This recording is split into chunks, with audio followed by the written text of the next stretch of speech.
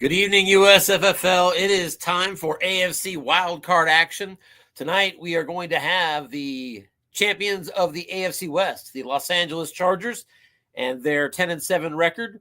They are going to be going up against the Houston Texans and their 11-6 record. And I believe we should have a game number coming in here shortly. Let's go ahead and let everybody know they can watch the broadcast right there.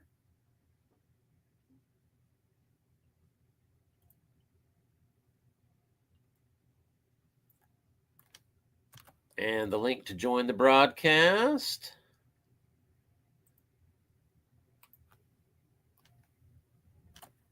Right there. And I just realized you're probably not seeing any of that. Nope, you're looking at me. All right, so let's go ahead and put you on full screen here. Looks like we're still waiting for that link to start the game.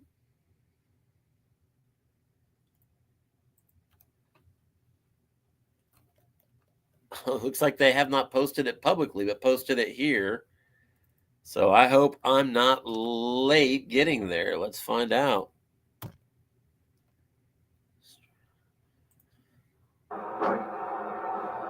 We're going to need to turn that down, or there's going to be an echo.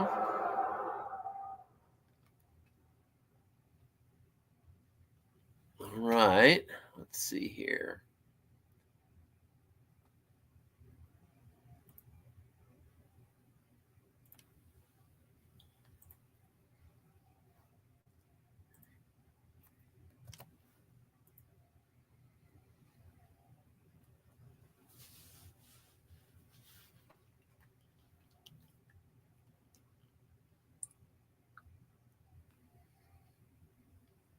Waiting for it to pop in. I think we're good.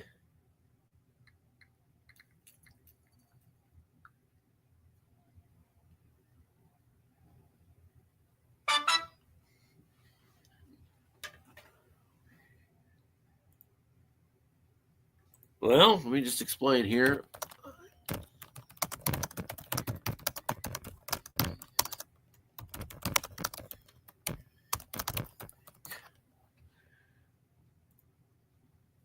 All right, there we are. We can see it. All right. So we are in the AFC wildcard game. Chargers, coached by Anthony Tangora. He won the AFC West in a season finale victory over the Kansas City Chiefs, 27-24. The Houston Texans could not keep up with the Jaguars, who won the division, and as a matter of fact, won the number 1 seed as well. But they got the number 5 seed. Got the number 5 seed in the playoffs with an 11-6 record. Texans are coached by Rudy Gobin. I believe this is his second year with the team. I'm pretty sure about that. I just am not always the best. Opening kickoff, and that's going to be a touchback. And the Texans, with the first possession of the USFFL postseason, will begin at their own 25. Bear with me a second. I'm just wanting to make sure broadcast is up and running.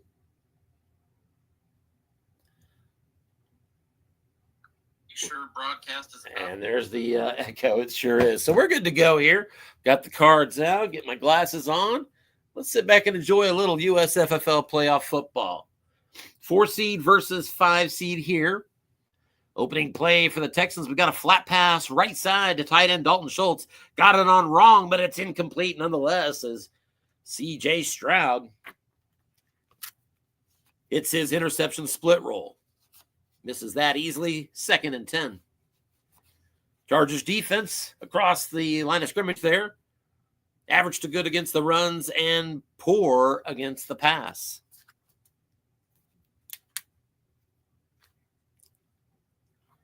Two tight end offense here. Stroud back to pass.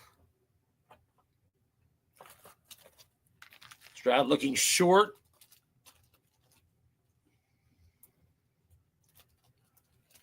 Ducks the blitz. We've got a dump off. It's going into the flat to Nico Collins, and it's going to be a yak opportunity for him, and not the best roll as he is tackled behind the line of scrimmage.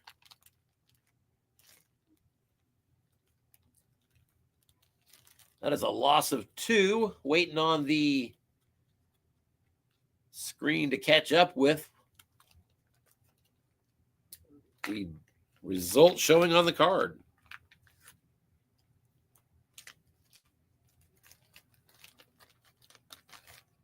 And one has to wonder if we might have our first lockup of the postseason.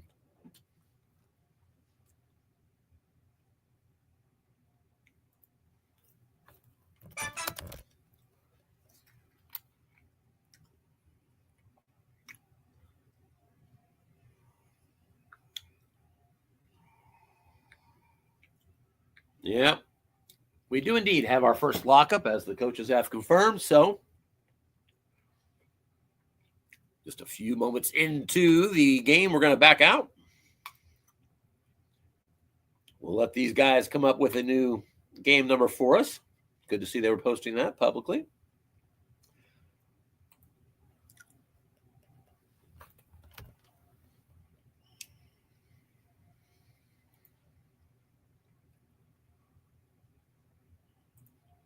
And our game number returns.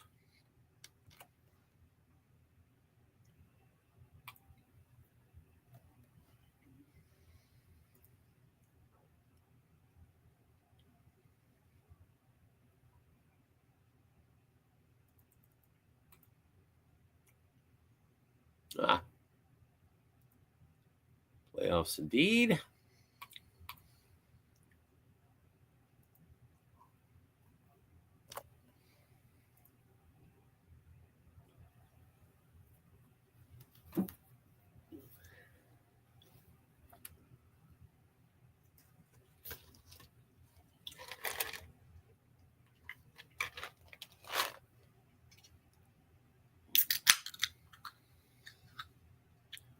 Cues up a soft drink to wet the whistle for a 2-hour broadcast. That is off to a slow start, obviously.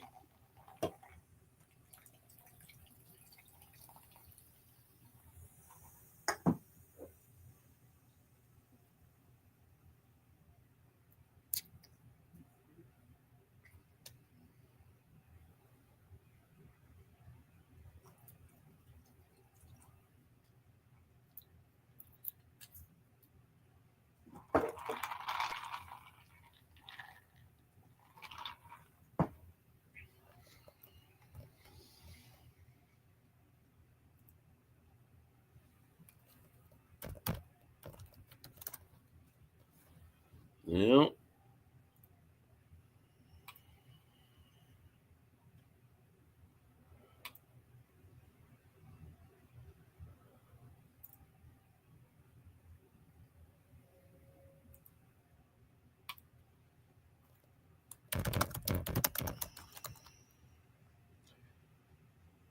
We are checking with him.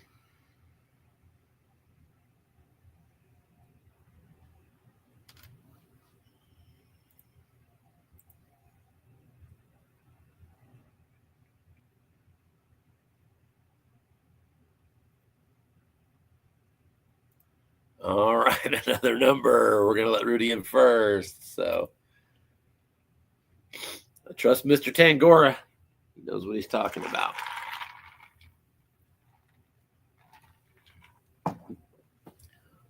Got a couple more games that got scheduled. We'll get into those at some point here.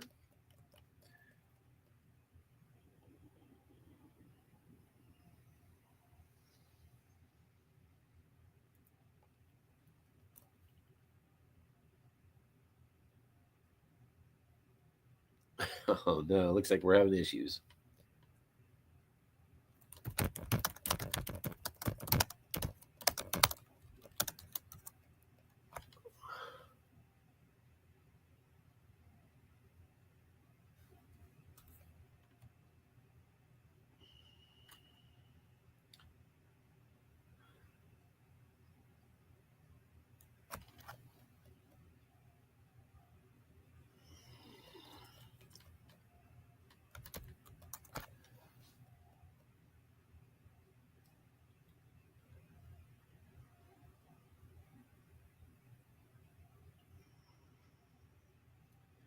Well, let's go ahead. And at this point, until I'm a little more confident in where we are at. Oh, we seem to have, there it is. I'm going to go ahead and add my delay banner there.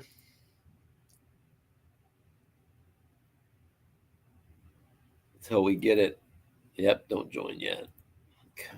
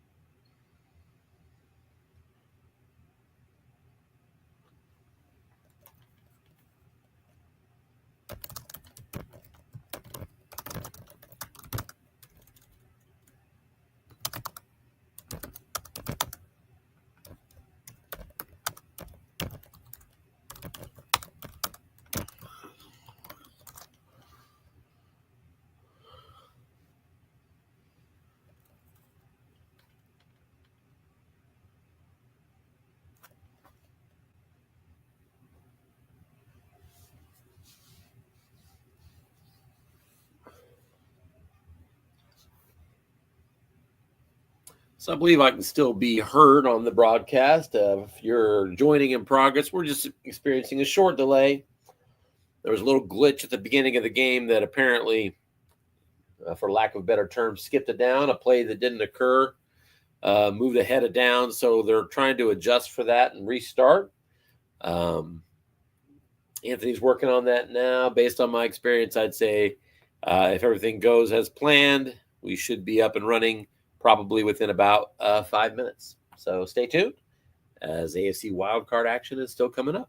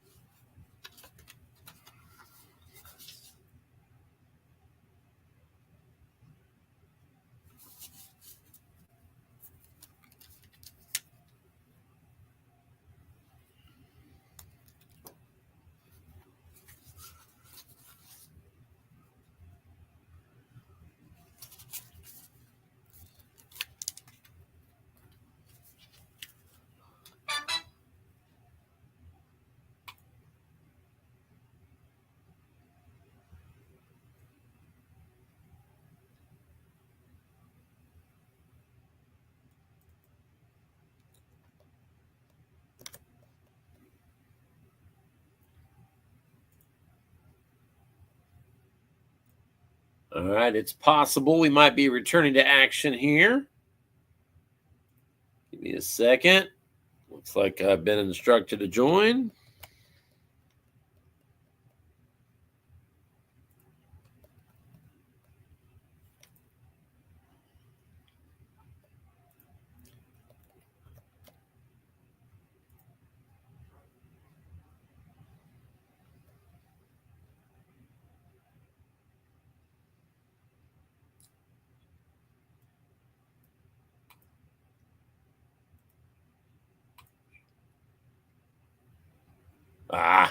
No, that's the wrong one. There we go.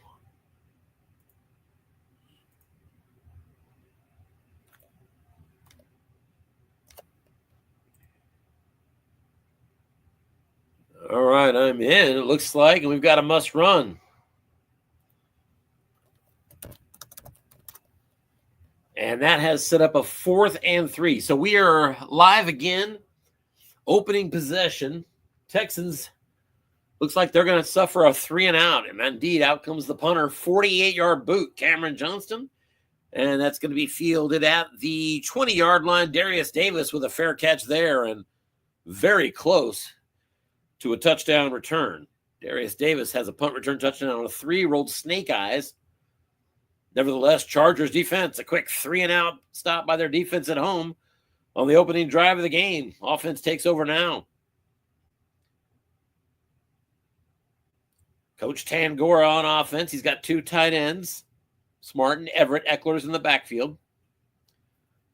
Texans defense, coached by Rudy Gobin. He's in a 4-3. Defense looks past. It's a first down pitch out. Eckler around the edge, and he's going to get 4 yards. Modest first down gain. It's going to be 2nd and 6. Interesting thing I looked up, there are injuries in this game that include the offensive center of the Chargers. That's a big injury. I'll explain why in a bit here. 2 tight ends again on 2nd and 6.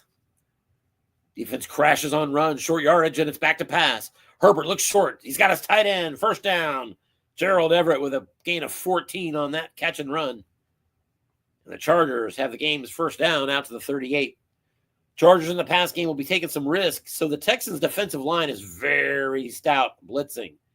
12-star 4, a 7, an 8, and a 9. So really stout blitzing across the front. First down. And here's an inside run. Eckler, and he's going to get 5. 2nd down and 5. Eckler missed a 2 through 7 and 12 split roll for a 15-yard gain. So it's 2nd and 5. So as we said, that front 4 for the Texans are all great blitzers that you're already going to have to game plan for. Back to pass, and here's a short pass. Tight end again. This one's Stone Smart. And he's got another one. First down across midfield. Texans territory at the 46. So that center is against a 4-3, matched up to block against the high linebacker. That's supposedly the weakness of the blitz here. You've got 4s and 3s that blitz at linebacker. That's not a great blitz rating, but when you've got a 0 at center, that means they're attacking from every position. And right on cue, there's a sack for Malik Collins. A loss of 9. And that knocks Herbert and the Chargers back across midfield. 2nd and 19 at the 45. Right tackle, Malik Collins got through with his 7 blitz rating. 2nd and 19.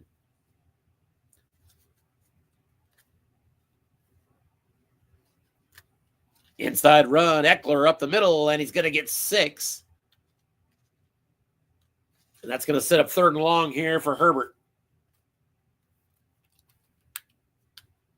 3rd and 13, just across midfield now at the Texans' 49-yard line.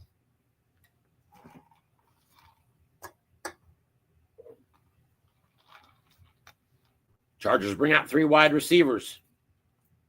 Josh Palmer into the slot.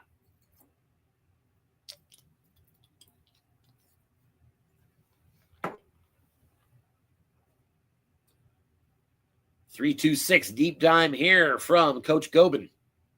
Out of the shotgun. Herbert, Eckler beside him. Back to pass. Herbert looks deep. He's targeting Keenan Allen. Gets it off, and that pass is incomplete. There's a penalty flag. And that is going to be pass interference against Houston. So a big defensive penalty is going to move those sticks 27 yards downfield, and it's 1st and 10 at the Houston 22-yard line. Big penalty. First penalty of the game. 2 tight ends now again for the Chargers. Here's a screen. Left side. Tailback Eckler's got it, and he's going to be brought down. Blake Cashman gets him, but not until a 5-yard gain, and it's 2nd and 5. Chargers now into the red zone.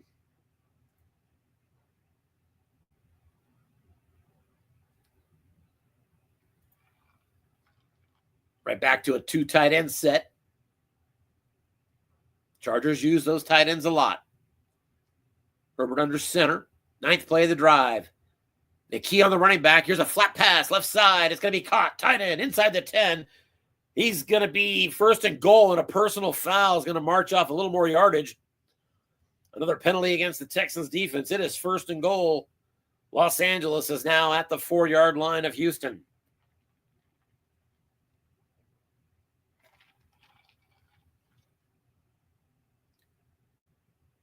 Opening offensive drive of the game for the Chargers, after immediately dealing a 3-and-out to the Texans on their first shot. Herbert perfect on the drive, 4 of 4.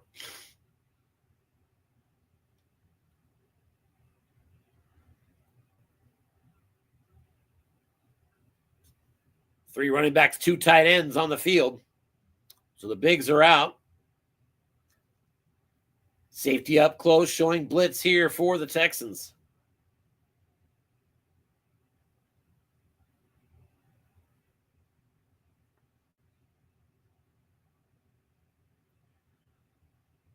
Terrible run blocking, pretty much all zeros across there, but he runs up the middle, and he's going to get 2 yards. Left guard called upon to make that block, and he's a 0, as we alluded to a moment ago. Still gets 2. It's 2nd and goal at the 2.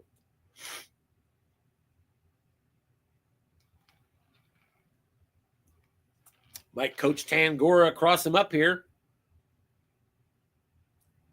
and try to throw it in. Herbert among the league leaders this year with 32 touchdown passes. They will come out in a full house set.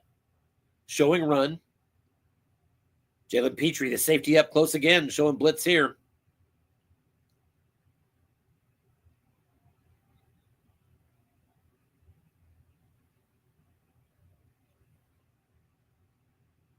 Second and goal from the 2.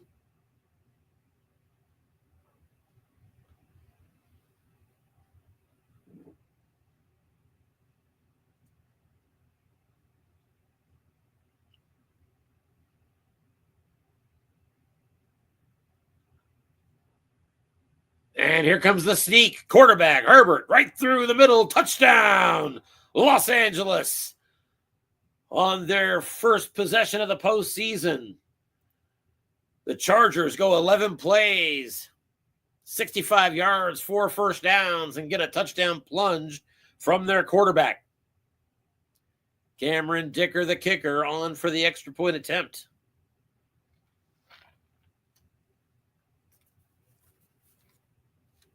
Carded 2 through 12. I have a feeling that's going to get through.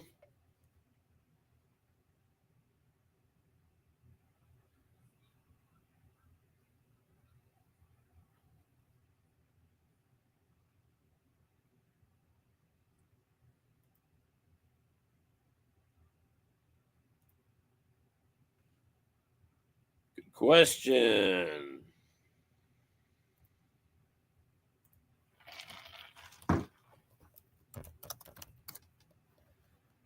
I'm here. And it sounds like Anthony froze.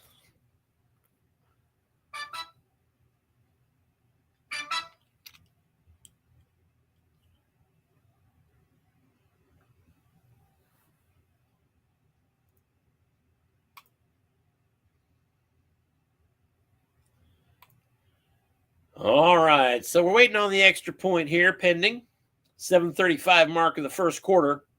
Both teams have had one crack at it. Chargers are going to be up 7-0 after that extra point goes through.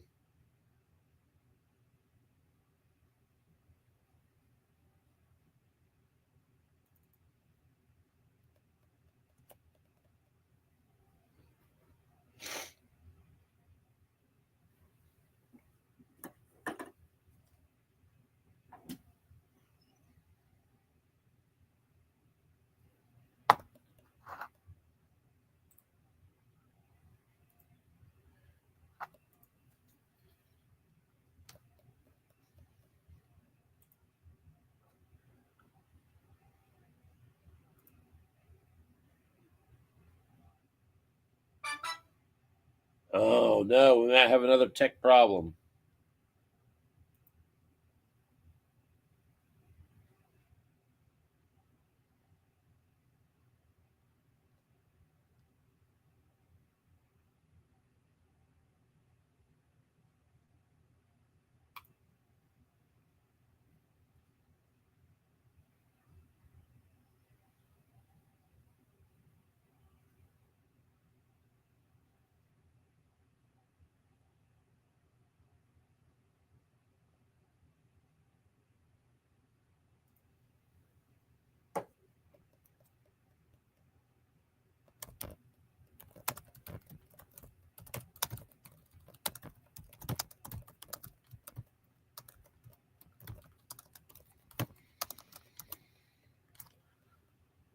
All right, we'll see what he says about that.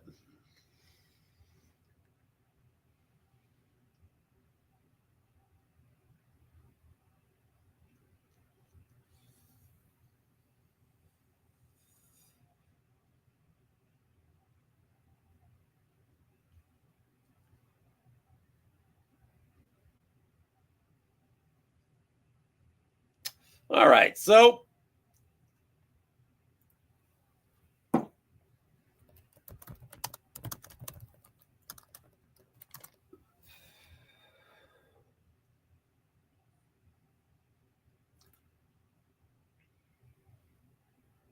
it appears we're going to be in another short delay, hopefully, as the USFFL executive crew figures out how to circumvent our latest technical issue. These things do happen. I appreciate everybody's patience. I know it's frustrating, but I promise you, it's worth it. We just need to push through these things.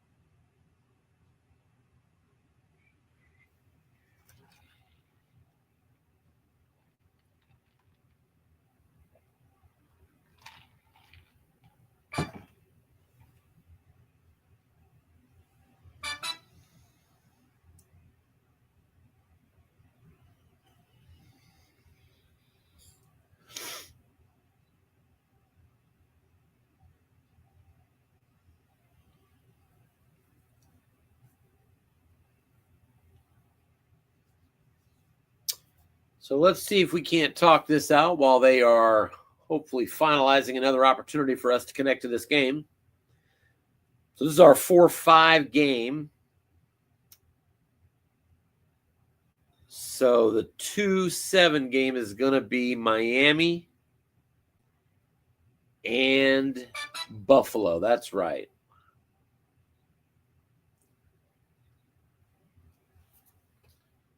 So that means that Jacksonville in round 2 is going to get the lowest seeded team.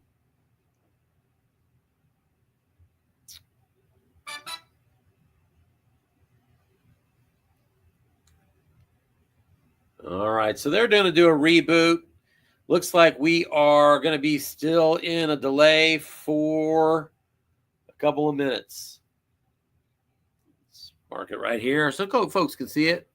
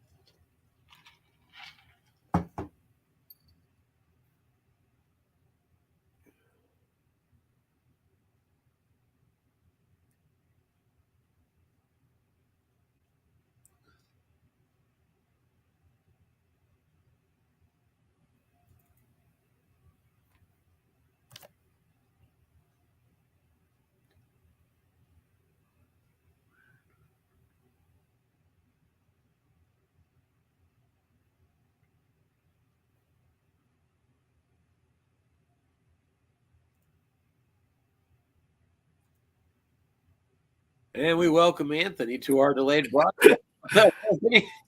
Hey, thought we'd spice up the delay a little bit. Turn the TV up. You're on the big screen. You anything for the broadcast, Trying So, hey, good first drive. I mean, obviously, that the pass interference, the key, the linchpin to the drive there. It's one thing that if you take a look at that penalty card, it's worth looking at. Of Houston's, it's pretty populated, and it showed up at just the wrong time for the Texans. You still with me, Tim? Yeah, I am. Hang on one second here. I'm still hearing the sound, which makes me think that I'm locked up too. Give me a second here. Well, you shouldn't be in the game yet, right? I know I don't have the game up, but I can still hear the background sound of the crowd. There you go. I just needed to untask it. All right. So where are we? Are you guys both still rebooting? I'm done rebooting. He has a game number, as you can see there in your StreamYard, in your Slack, comms. Yeah, that's Just true. don't join yet. I've already copied that number. Yep. So I'm ready to go in as soon as you confirm that he's in or whatever. It still shows waiting for opponent here. So. Yep. I was just talking about that first drive and the fortunate flag from the refs, which really was the key. Getting through a 3rd and 10. Replace my messy hair with my commish hat. Can you hear me okay? Tony T. Can you hear me all right?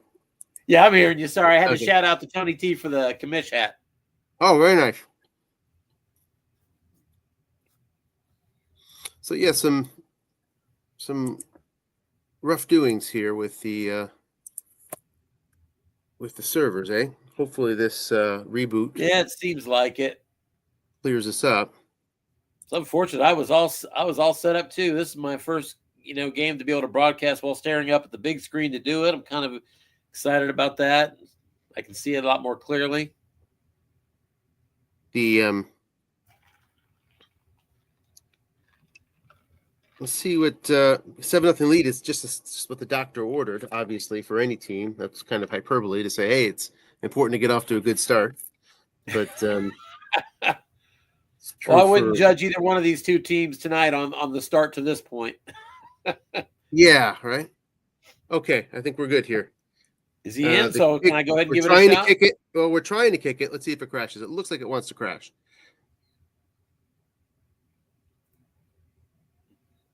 It crashed. Okay. So do we need to postpone at this point? Start a new broadcast when it's on, or what do you think? No. Don't postpone yet.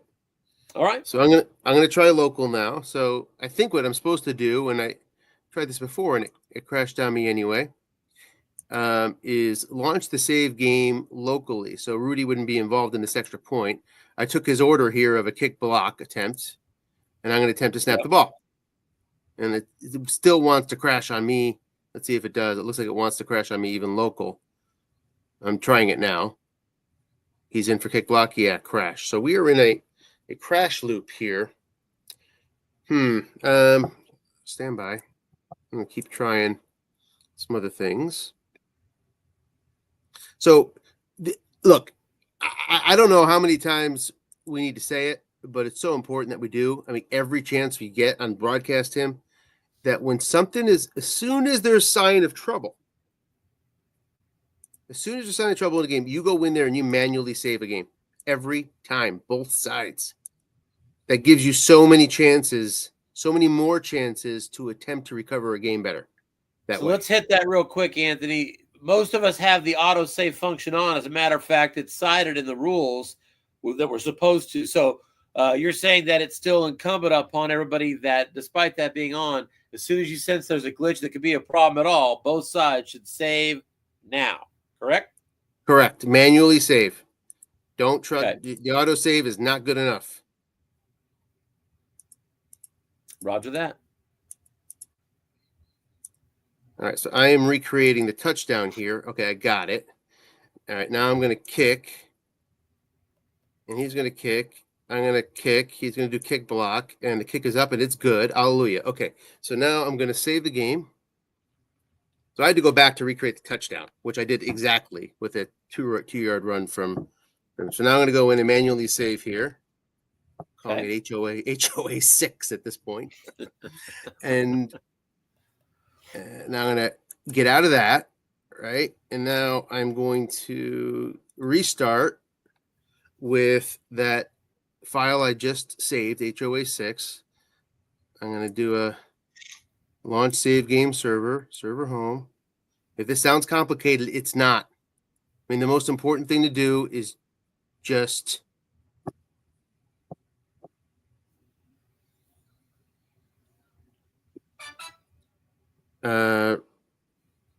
Rudy first.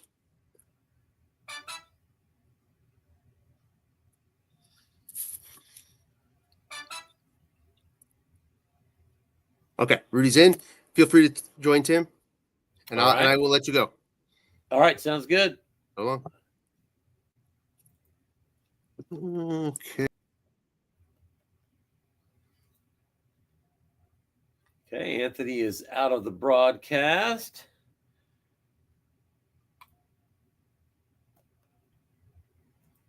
And we are on our way back into the game.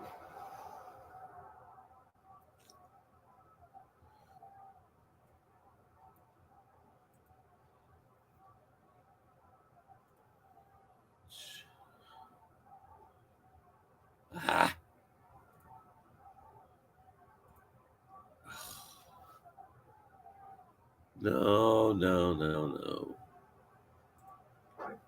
Did the wrong thing there. Bear with me just a second here, folks.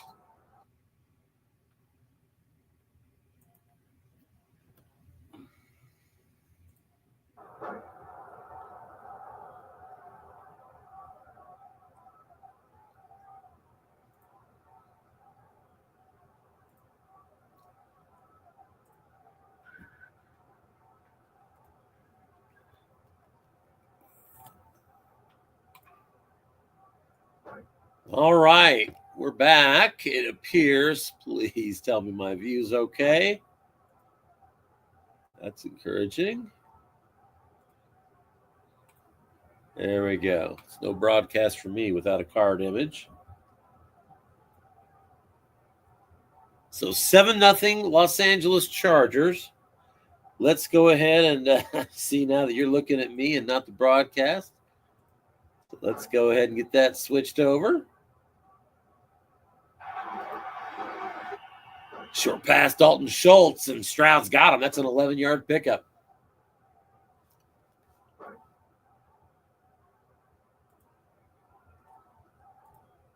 All right, we're getting our bearings set again here.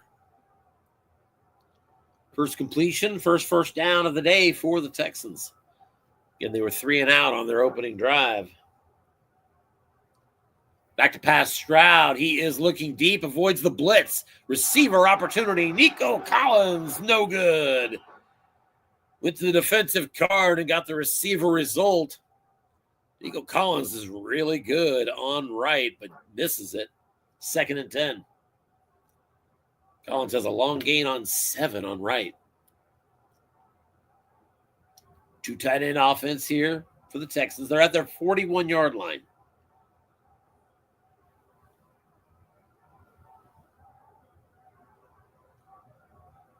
Stroud was like 3rd in the league with 38 touchdown passes. Here's a pitch out. Devin Singletary around the edge and brought down right away. Tuipulotu with the tackle on that one, and it's 3rd and 10.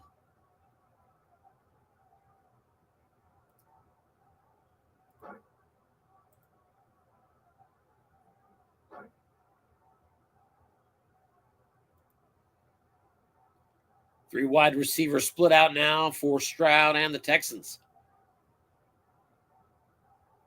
Out of the shotgun, nickel defense here from the Chargers.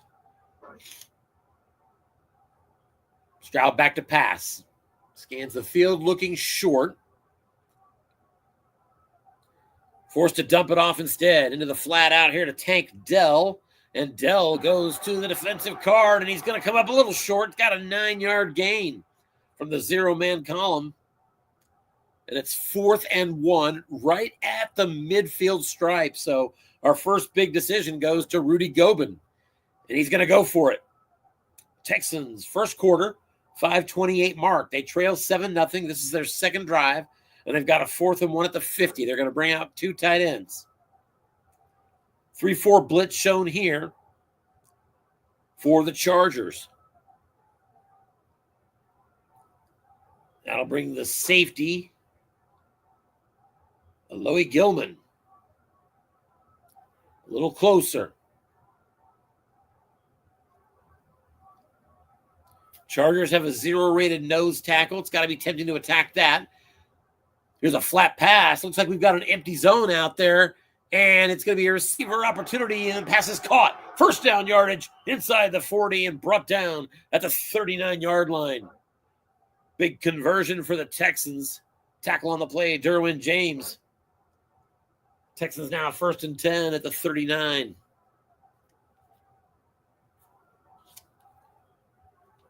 Kaimi Fairbairn, 2 yards away from his deep range at a 2 through 7 and 12.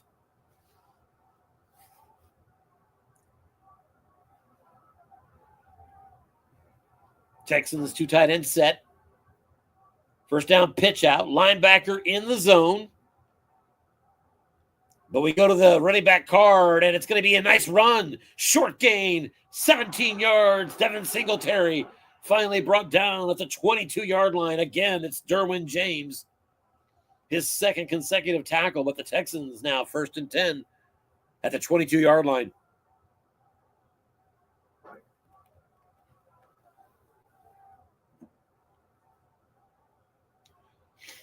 And now back to a base run set, blocking back. Quick pass, screen to the tailback, Singletary, right side. Man in zone. Yak opportunity for Singletary. And he does not get much there. Brought down after just a 1-yard gain. Second tackle from Tuipulotu. 2nd and 9.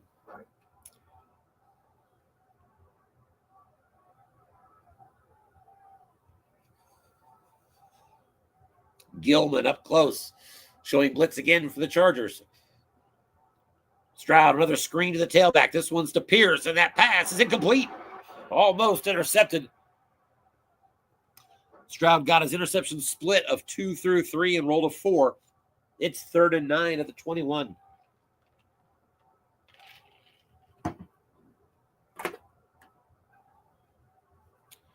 From right here, it's a 2 through 10 field goal. A sack would drop you back to a 2 through 8 and 12, most likely. So something to consider. Texans out of the shotgun, 3 wide receivers. Collins operates out of the slot. Gilman up close, showing blitz for the defense again. Back to pass, Stroud. Short pass going to Woods, and incomplete. Again, flirting with an interception there. This time on the defensive card, but it's 4th and 9, and from the 21 should be a 2 through 10 for Kaimi Fairbairn. The kick is up, and it is right through the middle. And at the 3:22 mark of the first quarter, Texans are on the board. Chargers are up 7-3.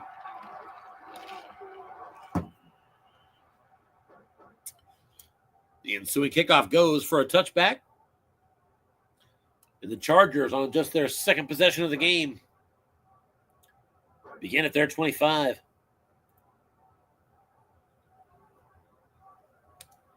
Chargers put up 5 first downs on that first drive. Eckler's out at tailback. It's Josh Kelly. Behind a 2 tight ends fence.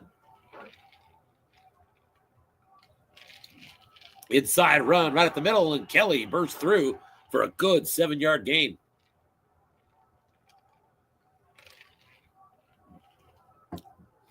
Brought down by Christian Harris. It's going to be 2nd down and 3. Texans have 0-rated tackles on their defensive front, as well as a 0-rated linebacker in the middle linebacker section. So, got to be tempting for an offensive play caller to run right at it. Here they go again, right at the middle. Josh Kelly, and he pounds ahead for 4 more. That's good for a first down. Chargers now out to their 36.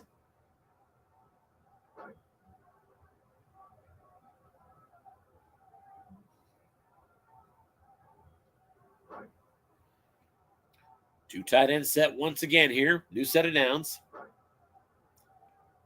This time Herbert back, quick flat pass, going to his split end and no good, incomplete. Trying to hit Mike Williams out there on the left side.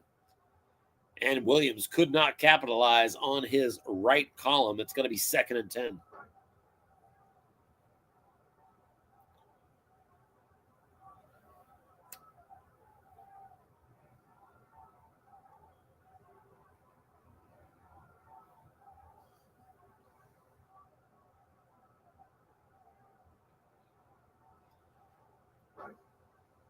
Josh Kelly is out for this play. It's going to be Austin Eckler back at tailback.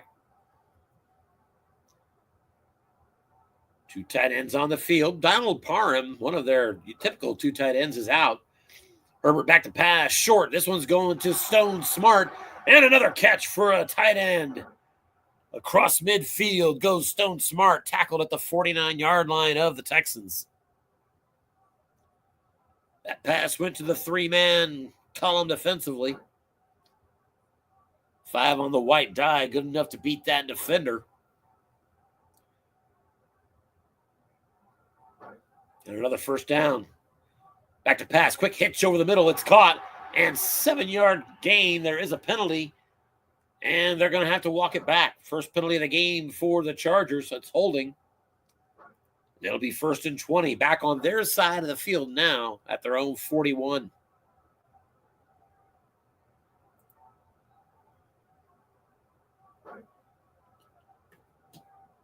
So again, 1st and 20. Eckler back in the game at tailback. And a 4-2-5 shown now here by the Texans. You got 4 men in that short pass zone. They cover all the flats. The double team is going to be on the tight end, but it's a pitch out and nothing doing. In fact, a yard loss there.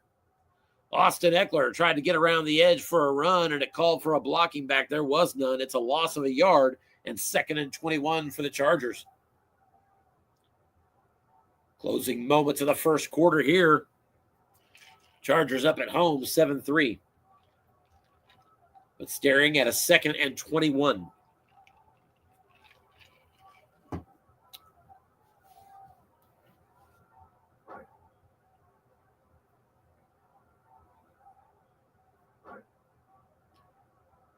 Back to pass. Herbert looks deep. Going to his tight end. Smart again. And no good. Incomplete.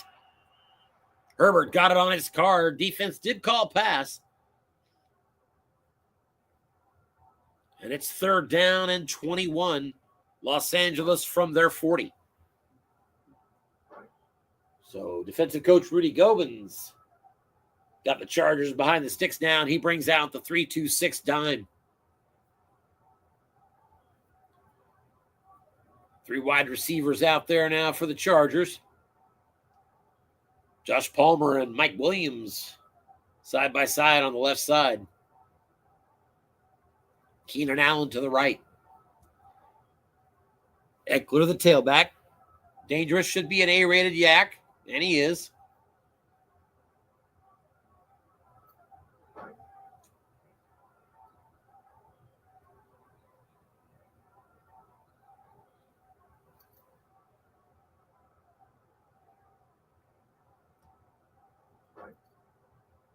Back to pass. Looking deep. This one's going to Josh Palmer, and that is no good and complete. A penalty, though. And that is pass interference against Houston again. And so, for the 2nd time tonight, on 3rd and long, the Chargers are bailed out with a defensive penalty of pass interference on a long ball. Move the sticks. Chargers now 1st and 10 and in Houston territory at the 40. Big penalty on the Texans.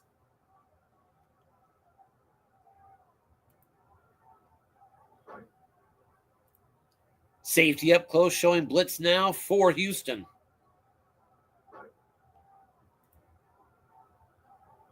Defense crashes run. It's a look in over the middle. Keenan Allen's got the catch, and he's got himself a first down inside the 30 and finally brought down at the 28 by safety Jalen Petrie.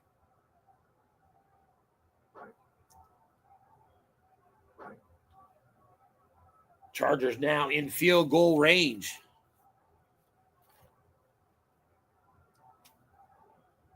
From right here, they're already 2 through 10. Two tight end set. Flat pass, right side, linebacker home. This one's going to Keenan Allen. Another yak opportunity for Keenan, and a good roll. And Keenan's got 9 more. Into the Houston red zone at the 19-yard line. It's going to be 2nd down and 1.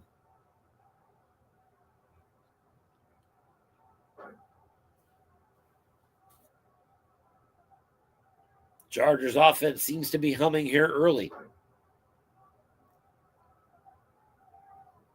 And I believe they have a lot of time of possession so far. 2nd and 1. Here's a run up the middle, and Eckler is ahead for a 1st down. He picks up 3. It's going to be 1st and 10 at the Houston 16-yard line.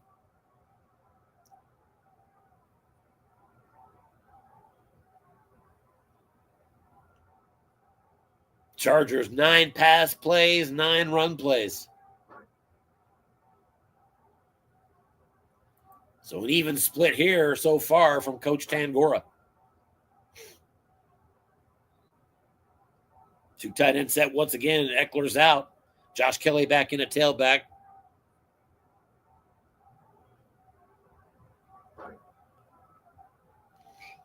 Here's an off tackle, left side. Kelly, and he's ahead for just a couple. That play went to the defensive card. Houston's run defense rated average to good. Looked good that time, 2nd and 8.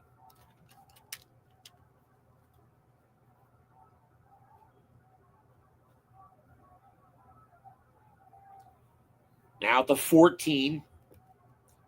Coach Gobin trying to hold the Chargers to a field goal attempt and stay within 1 score.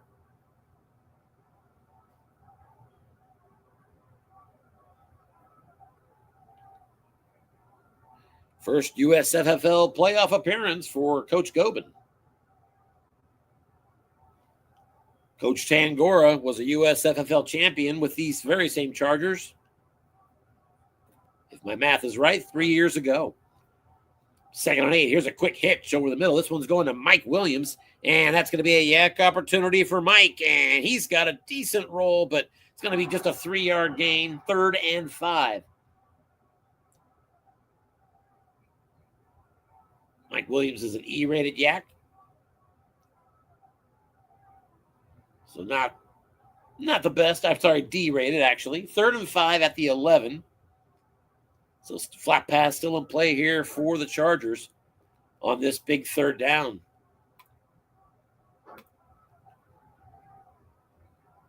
And this is going to be the first 3rd down conversion attempt of the game for the Chargers. First time the Texans have got him to 3rd down. Texans defense in a nickel. Josh Kelly in the game at tailback.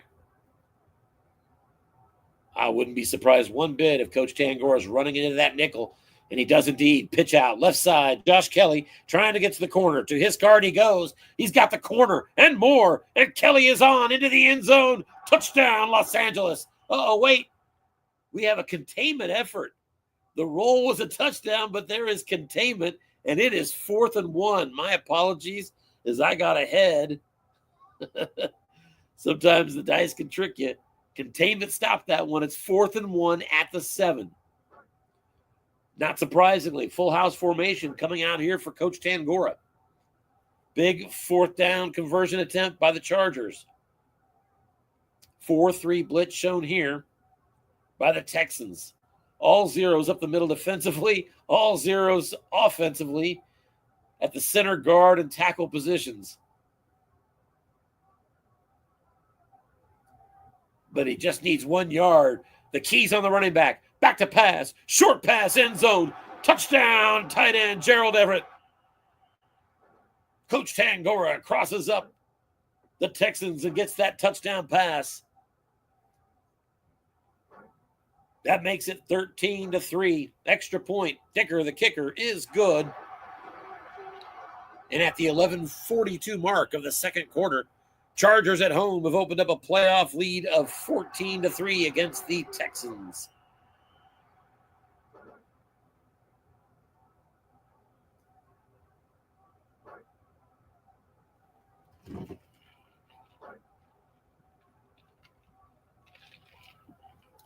Texans begin again now at their 25-yard line.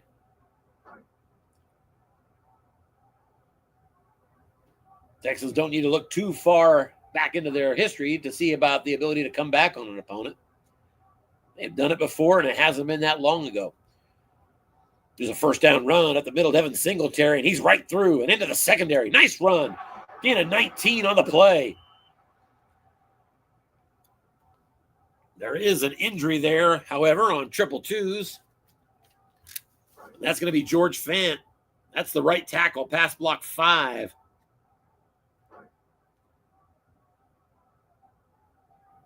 That's going to be replaced by a 0, so that's bad news.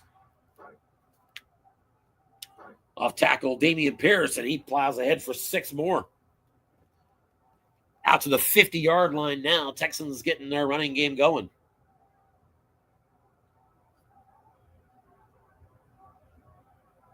And that injury to George Fant means that defensive end Joey Bosa and his 6 pass rush rating is now staring across at a backup with a 0 block on pass. So that's a impactful injury. Back to pass. Looking short. Tight end Dalton Schultz. He's got it. He's got catch, and he's got good yardage. Inside the 30. Inside the 20. And finally brought down at the 19. 31-yard gain to the tight end Dalton Schultz. Hit the long gain. Short pass. 3 men. And just like that, Texans are into the red zone.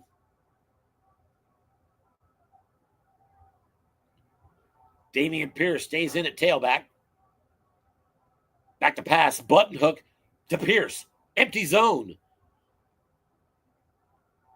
Dice take us to the defensive card, and it's a receiver result. And he's got it. Catch by Pierce. First down yardage inside the 10. Finally tackled at the 6-yard line. Gain of 13 for the Texans. First and goal at the 6. 3 wide receivers split out. Rudy Gobin setting out a pass set. Stroud stays under center, however. He's got Singletary behind him. Chargers in a nickel blitz. The key is on the running back. It's a pitch out. Singletary, he's keyed, and he still plows forward and muscles his way for 3 yards. Great call there by Coach Tangora, but it went to the defensive card, and even with a linebacker in zone, he got decent yardage. Second and goal at the 3. Now a blocking back set here shown by the Texans. Still Singletary in the deep eye. 3-4 blitz shown defensively. Back to pass Stroud. Looks short to the end zone. Nico Collins has got it. Touchdown, Houston. Stroud to Collins. A 3-yard touchdown strike. To narrow the gap. Extra point is up and good by Fairbairn. 8:24 remains. Second quarter of this wild card game. Chargers now up at home. 14-10. Nice drive there by Coach Rudy Gobin. 6 plays, 75 yards, 4 first downs. And it cuts it to 14-10. Chargers, after a touchback, will begin at their own 25. First down screen pass, right side to Mike Williams, and incomplete. Williams had a linebacker in zone, X or short gain, and could not beat Blake Cashman with a 4 on the wide die. It's 2nd and 10.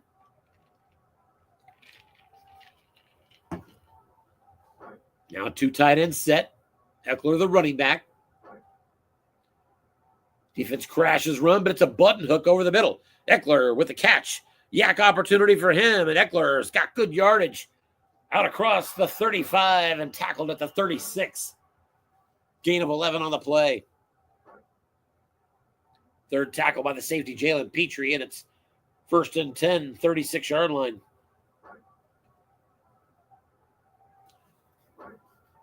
LA stays in a 2 tight end set, and we have another button hook one more time to Eckler, and he's got it across midfield, inside the 40, and finally brought down after a 30-yard gain. Double 6s on the defensive card.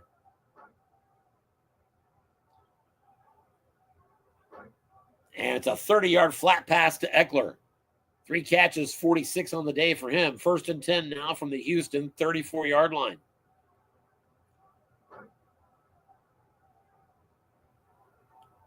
Two tight end set. Another flat pass. This one goes to Keenan Allen, and he's got it. Nice catch and run, 7-yard gain. And it's 2nd and 3. Justin Herbert been surgical so far in the first half. 12 of 15 for 133 and that 1 touchdown. Chargers still up by 4. They're in field goal range here.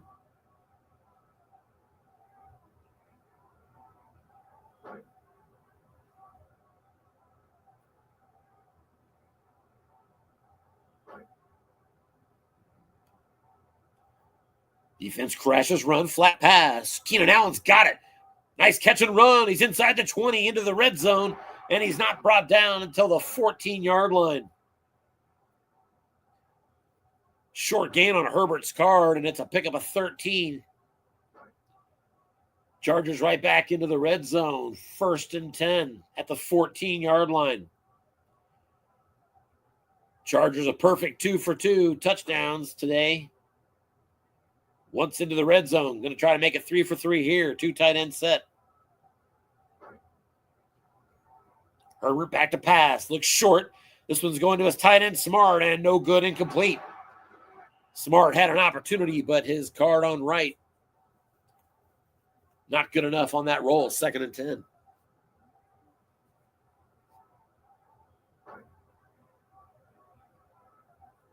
Six minutes left, first half.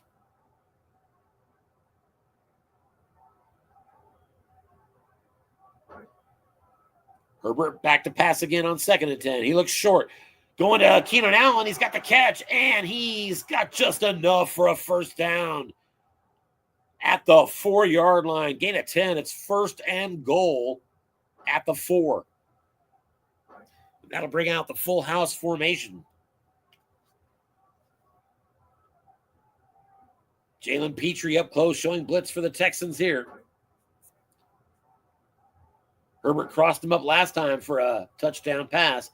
Here's a sneak from the quarterback right forward and into the end zone. Touchdown for the Chargers.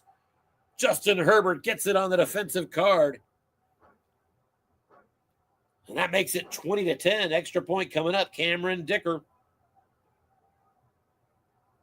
And it's blocked. It has been blocked by the Texans. They're going to get a chance to return this block kick. It's a 2-point play if they take it back. That's not likely to happen, and indeed, he is brought down quickly. Nevertheless, that's an important block. Keeps it at a 10-point game, 20-10 in favor of the Chargers. It's also a big block when you consider that's a kicker that is good on a 2 through 12.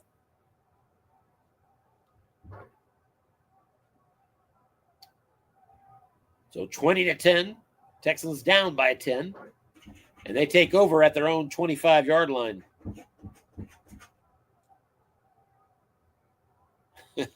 I've got dogs scraping the door up there. I'm going to have to go up there in a second. 1st and 10, back to pass, and looking for Dalton Schultz is C.J. Stroud.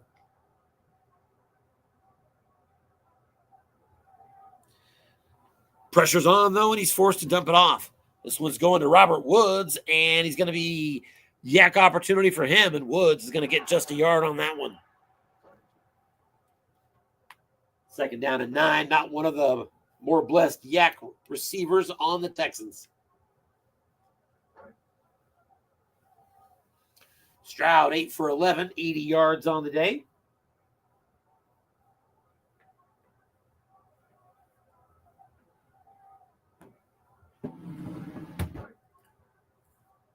Second and 9, there's a pitch out left side, Devin Singletary, and he's going to get just 3. Worst news is there's a penalty for holding. The Texans are going to have to back up. And it's going to be 2nd and 19. I'll be right back.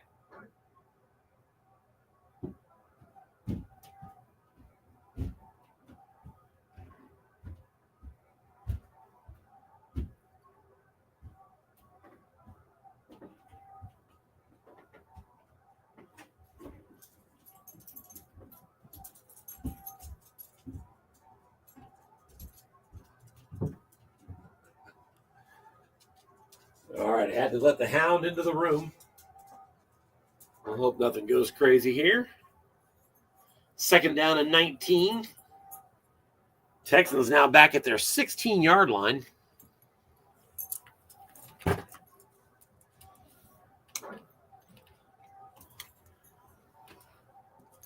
Short pass. That's a nice catch. 14-yard pickup. And that's going to set up a much more manageable third down.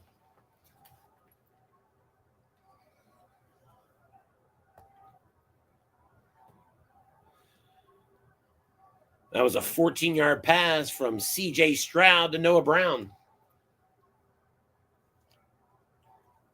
So 3rd and 5 now from their own 30.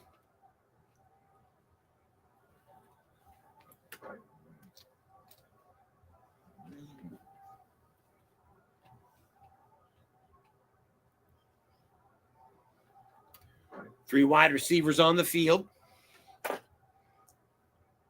Flat pass going right back to Noah Brown, and it's going to be picked off. Snake eyes on the split roll, and that flat pass is going to be intercepted by the Chargers. Here comes the return. Nothing doing. Brought down right away, but a big interception from Tuli Tuapolotu, who has several tackles in the game as well. Chargers take over in Houston territory at their 32. Big turnover. And a terrible break for the Texans, already down by 10 points. That interception split roll was snake eyes, and he rolled it. Actually, it was snake eyes or 12. Nevertheless, first down run, off tackle, 6 yards, Austin Eckler. 2nd and 4, Chargers now at the 26 of Houston as the clock runs down to 3:36 and counting. So Chargers in good position to put up some late points here in the first quarter, already up by 10.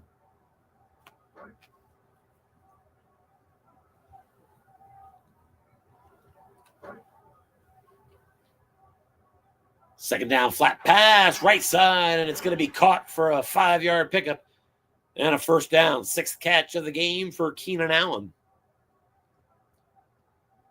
Tackle number 5 for the Texans linebacker, Blake Cashman.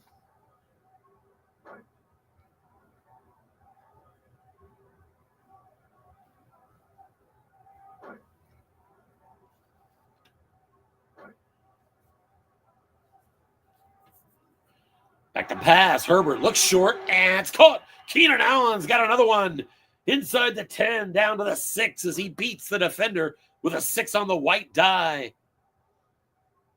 Derek Stingley could not make the stop, and it's 1st and goal, Chargers at the 6.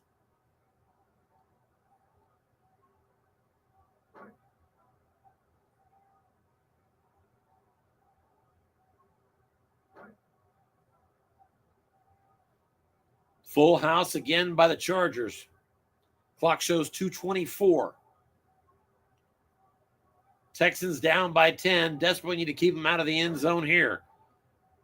They're looking past, but it's pitch out. Josh Kelly around the edge toward the end zone. Touchdown on the right side. 6-yard touchdown run. Josh Kelly, as the Chargers have opened up a 2-score lead. And by 2-score, I mean now it's 16. Here comes the extra point to make it 17, and that's a 3-score lead. 2:06 remains in the first half. Chargers running up points at home, 27-10 on the Texans.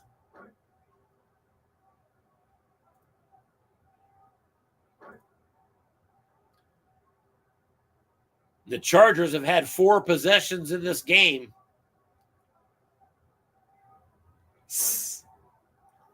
19 first downs and 4 touchdown drives. So right now, the story here is that the Houston defense has not had an answer as of yet. Back to pass, looking short, Stroud. He's got his tight end, Schultz. First down out to the 36 as we hit the 2-minute warning in Los Angeles. Chargers up 27-10 on the Texans.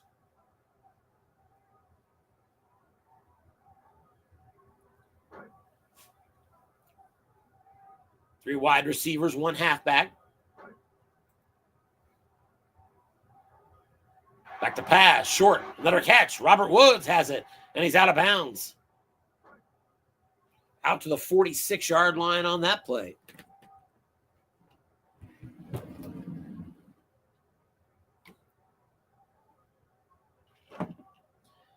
And now 4 wide receivers are out on the field here.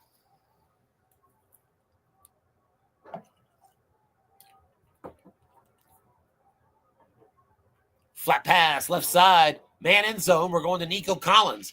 And Collins beats the linebacker with a 5 on the white die. That's a 17-yard gain. There is a penalty, however, and the Texans are flagged for holding. Back them up. And that'll wipe away a 17-yard pass play to Collins.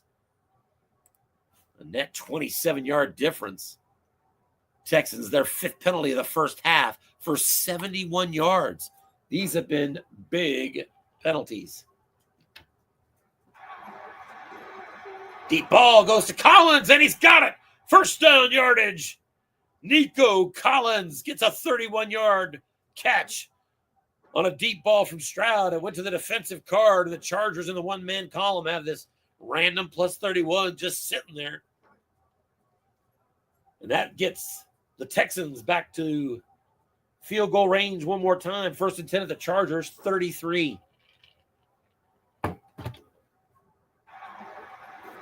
Pitch out, going to Devin Singletary, and he's good for 5.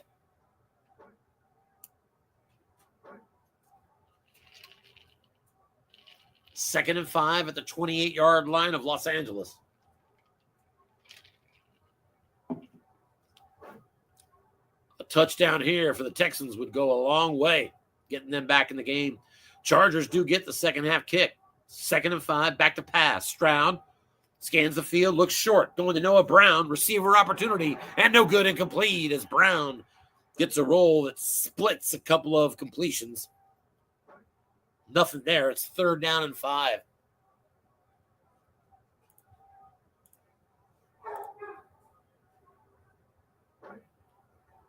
This game so far has not had a single 3rd down conversion. 0 for 4 for Houston. Here's going to be a flat pass, a catch, and a nice run inside the 10, and finally tackled at the 5-yard line. Devin Singletary, a flat pass to the 0-man column of the defense for a 23-yard gain. Chargers take their first timeout to stop the clock with 60 seconds, but the Texans are now 1st and goal at the 5.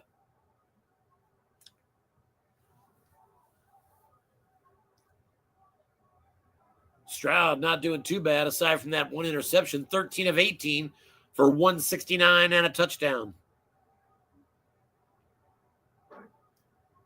Defense looks pass. It's run up the middle. Devin Singletary, and he's going to get just there almost. 4 yards, needed 5. It's going to be 2nd and goal at the 1. Singletary on the defensive card beat the linebacker with the white die. And that almost got him into the end zone. Chargers take their second timeout. Stops the clock at 52 seconds. 2nd and goal at the 1. Full house from the Texans.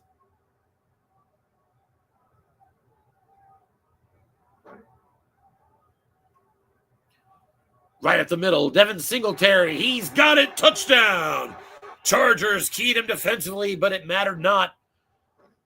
As Singletary plows through for the score. Extra point, Kaimi Fairbairn is up, and it is right through. There is a penalty, however. And it is indeed against the Houston Texans. They'll mark it off. First half full of Texans penalties, so add another, and they'll have to try that extra point again. And that kick is up, and that one is also through. And so with 37 seconds left to go in the first half, Texans get a big score, make this more of a game. It is 27-17 in favor of the Chargers.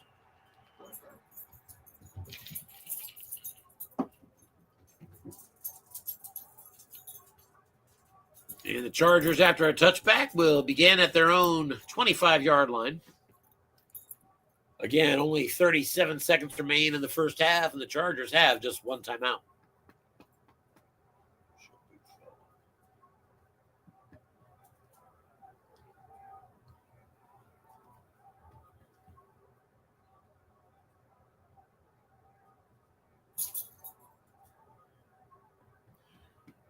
No activity. There we go. I was afraid we might be locked up. 3 wide receivers, 2 running backs here for the Chargers. That's put Stone Smart at the fullback spot. And keep your eye on that one for a surprise long pass. Nickel defense here by the Texans.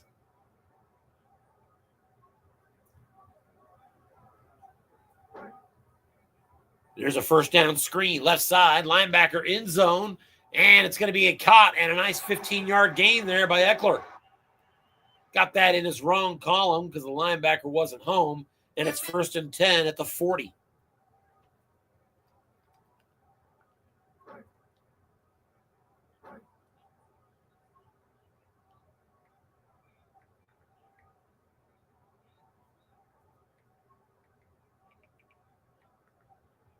So 1st and 10 now, 3 wide receivers.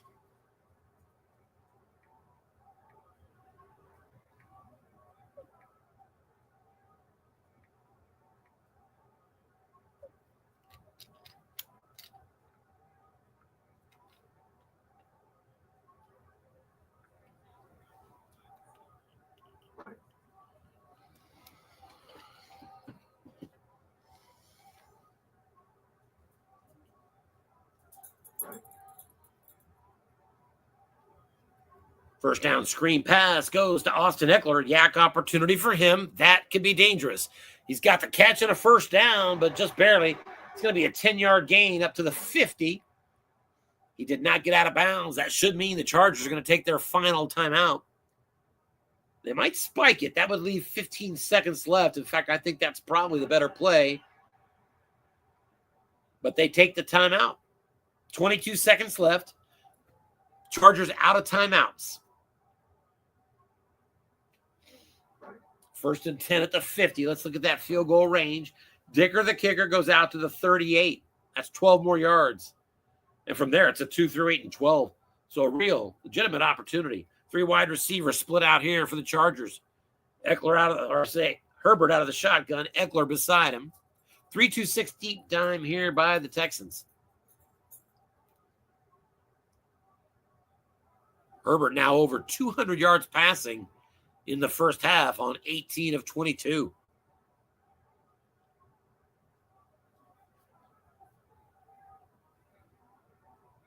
And if the Chargers don't score on this drive, it'd be the first time all the entire first half.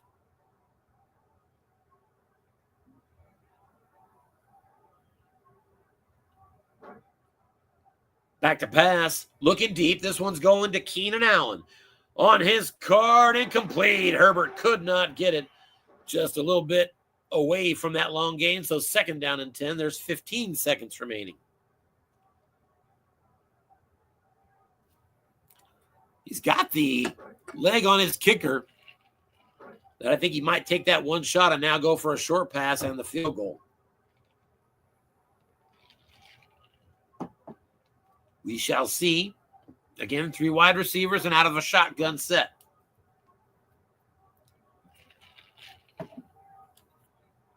Three, 2, 6 dime from the Texans.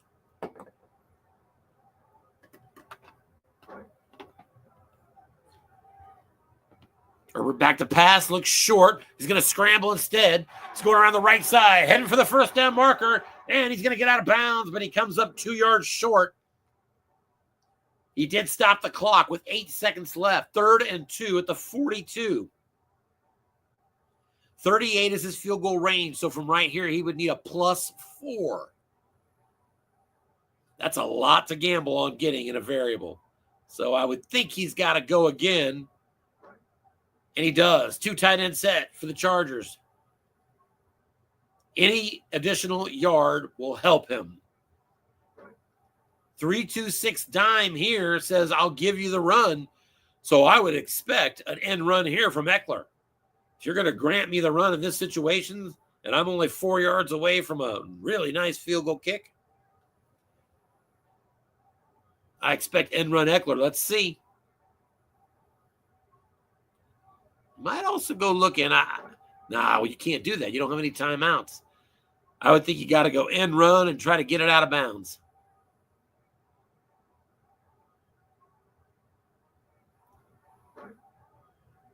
And we're going to cross you up. Back to pass. Looking deep.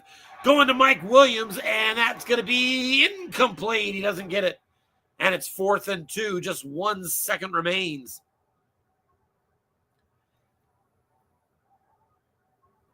Little surprising there, but it's 4th and 2. So the Chargers had, I think, an opportunity to get an end run there. That was kind of a freebie against a wrong defensive call. Could have got you into field goal range. Now you're hoping for a +4 variable. And with only 1 second left, if you're not going to shoot for the +4 variable, you're looking at a Hail Mary. Or you could be shooting for a penalty. You've had a couple of long passes that drew some yellow earlier. 3 wide receivers are going to split out. Field goal kicker is still on the sidelines. Deep dime here from the Texans, barring a penalty. Final play of the first half. Chargers up by 10. Expecting the deep ball.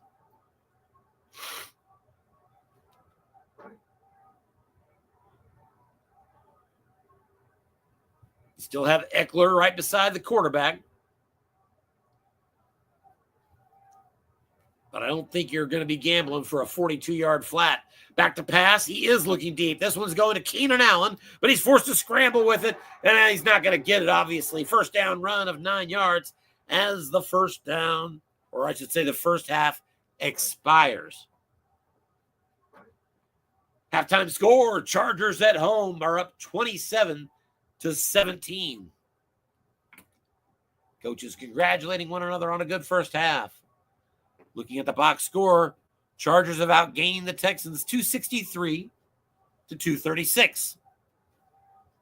Quite honestly, it felt a little more dominant than that. 22 first downs to 12 in favor of the Chargers. That sort of explains it. There you go, pup. Trying to get under the blankets. Both teams perfect in the red zone. On touchdowns, 2 for 2. Texans, 4 for 4. Chargers. Game's only turnover was a C.J. Stroud interception.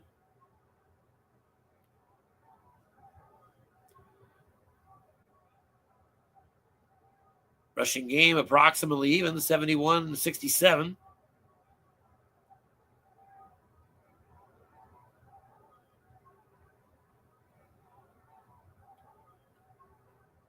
Last thing, let's look at is time of possession.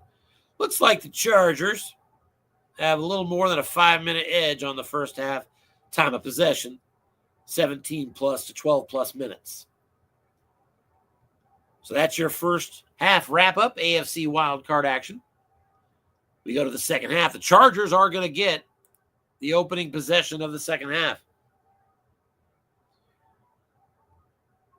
And we are now underway. Kickoff is a shallow one, taken at the 7-yard line by Darius Davis of the Chargers.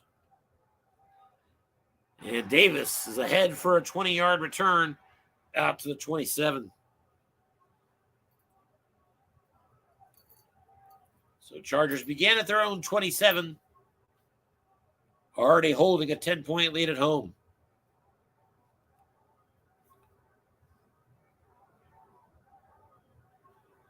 If the Chargers win this as the 4 seed, they would be slated to play, either of these teams that win would be slated to play the first-seeded Jaguars unless the second-seeded Dolphins or third-seeded Ravens were to lose in the wild card round.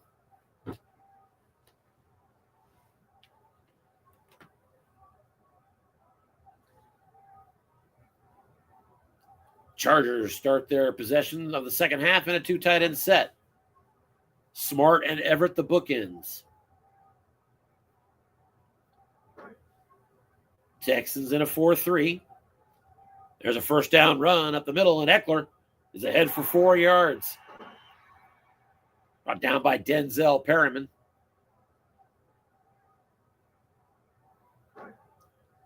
And it's second down and 6.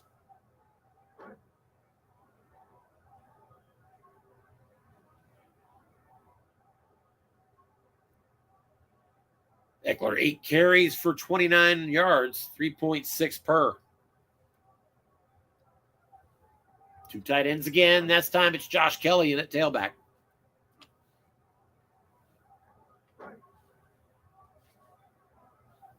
Flat pass, left side. It's going to be caught, and there's a penalty, though, and it's going to be against the defense.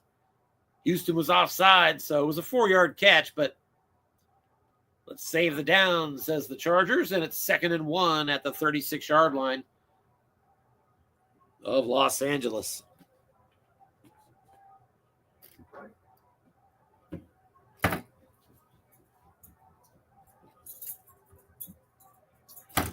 And we have another new running back. Looks like Isaiah Spiller. Here's a sneak from the quarterback.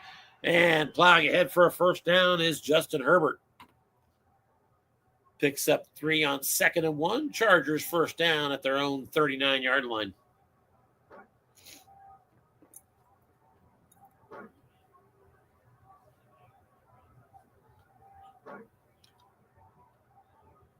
Kelly back in at tailback for LA.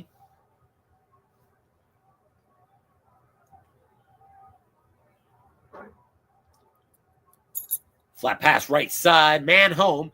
Going to Williams, the split end. He's got the catch and good yardage, but it's going to be wiped away on a penalty. Chargers had somebody in motion. Back them up. 1st and 15 now.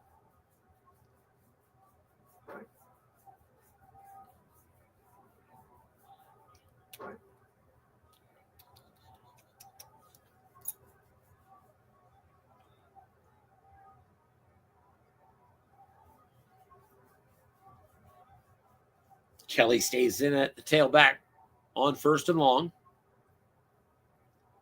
Opening drive, second half. Chargers with the ball up 27-17.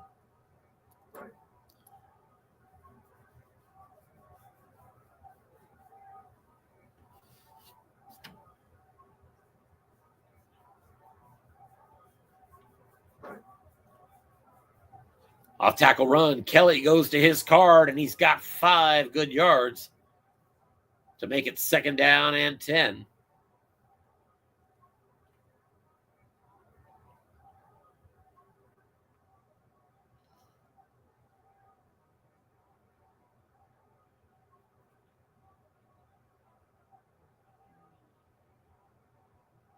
Not yet seeing the down move forward. I wonder if we've frozen again, perhaps.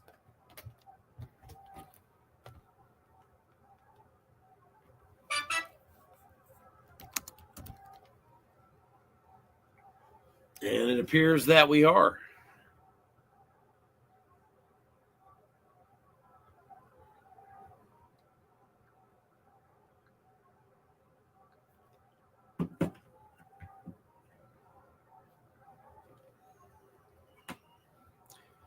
All right, so looks like we are indeed frozen.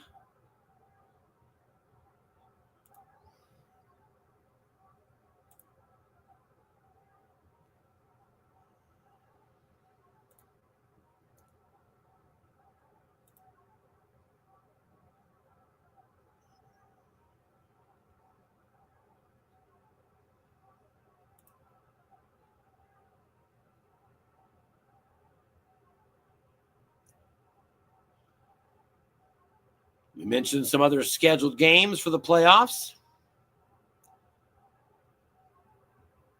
Sunday morning, we've got Cowboys-Falcons.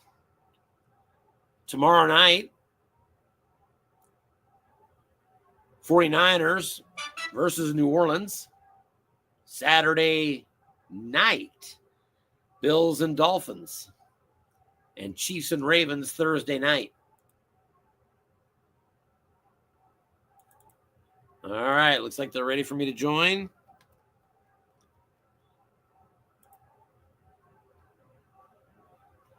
You know, before I do, I'm hearing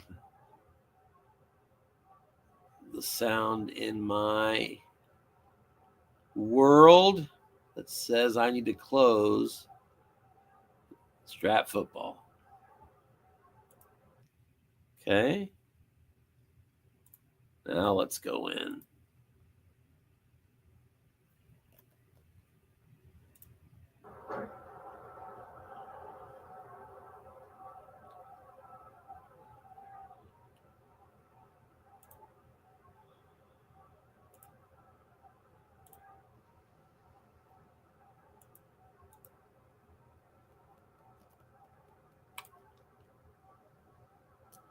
All right, so it appears we are back in.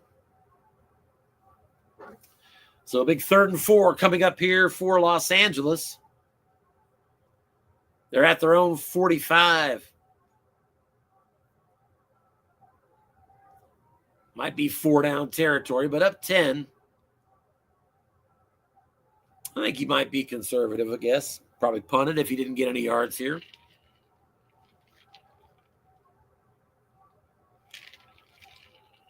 I've played enough games with Anthony Tangora to have a few of his tendencies in important games down. Or at least an educated guess. Josh Kelly, the tailback, back to pass. The flats were double, but it's a deep pass. Looks like I've got an empty zone back there, and we do indeed. And that's going to be caught. A deep pass. Justin Herbert with a strike to this tight end. Zone smart. And he may go the distance inside the 10. Touchdown, Los Angeles. 55-yard touchdown strike. Justin Herbert to Stone Smart. And I meant to mention this earlier. One of the things I noticed in pregame scouting is if the Texans vacate that long pass zone, it's just about a freebie long gain. And Coach Govan found the wrong time to do that. Touchdown strike. Herbert to Smart. Extra point was good, and it is 34-17 for the Chargers. Chargers continue to shine offensively in this game. So the kickoff is a touchback, and the Texans now begin their first drive of the second half at their own 25. Now down 17 points. First down pitch out goes to Singletary. First down and more. Out across the 40 to the 45 and a pickup of 20. Singletary gets snake eyes on end run wrong. New set of downs. Houston out to their 45.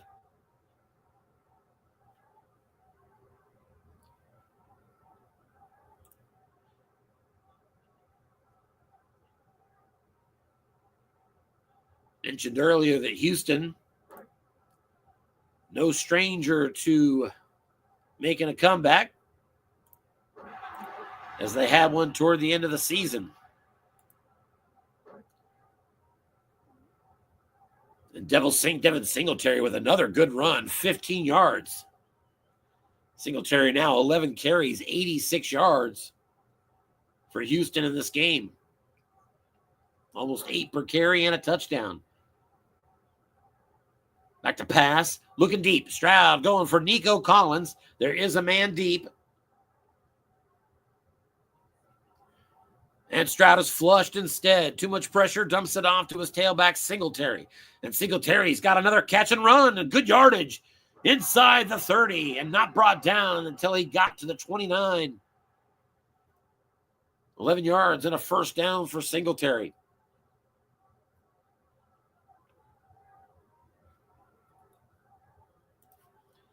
Texans not done yet.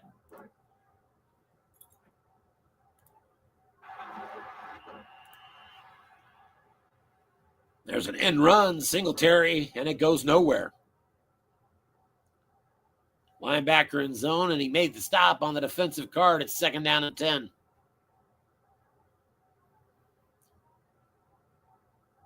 Singletary out. Damian Pearson at tailback for the Texans. 3 wide receivers out there on second and 10. And Coach Tangora brings out the nickel defensively.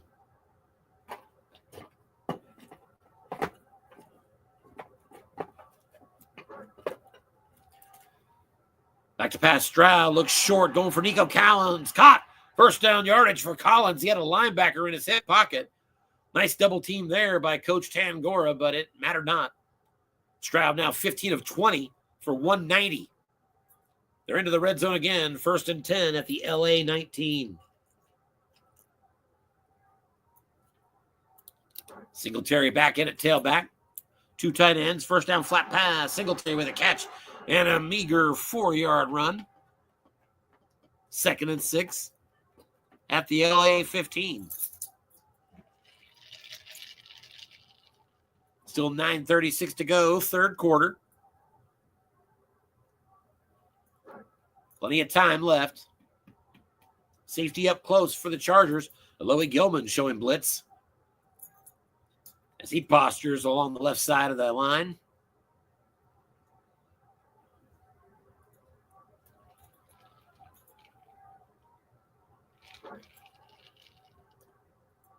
So 1st down, square out, left side, Nico Collins, empty flat pass zone.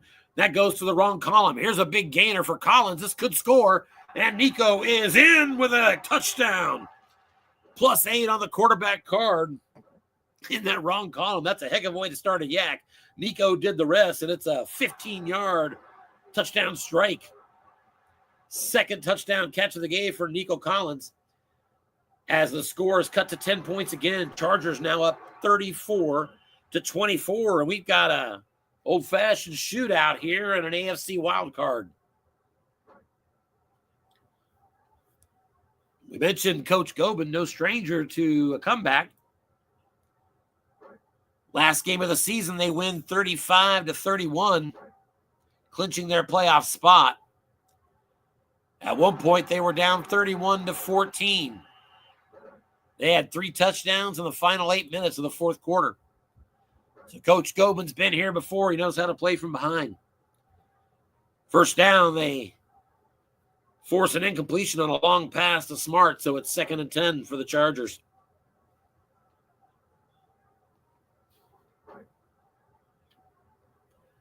Back to pass, looking short, and Herbert misses again. That one was going for Gerald Everett. Nice double team there from Coach Rudy Gobin. That moved it to the 4-man column.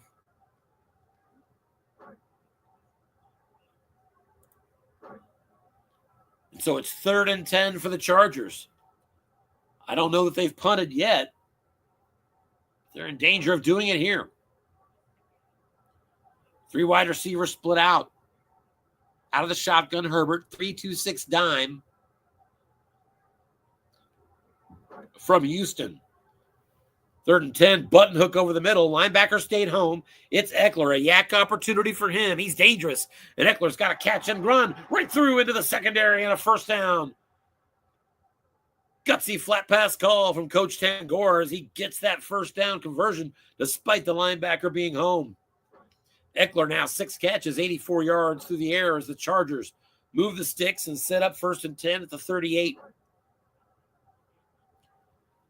Big 1st down there. Texans needed that stop.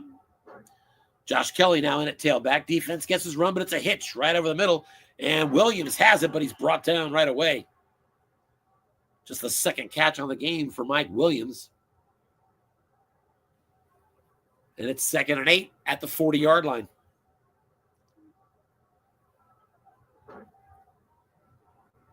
Derek Stingley with his 6th tackle on that play. Eckler back in at tailback for the Chargers.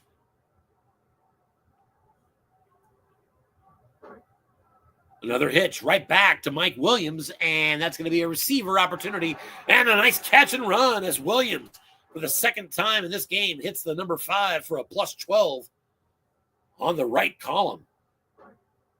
Chargers cross midfield. It's 1st and 10, Texans 48-yard line. The Texans desperately need a stop.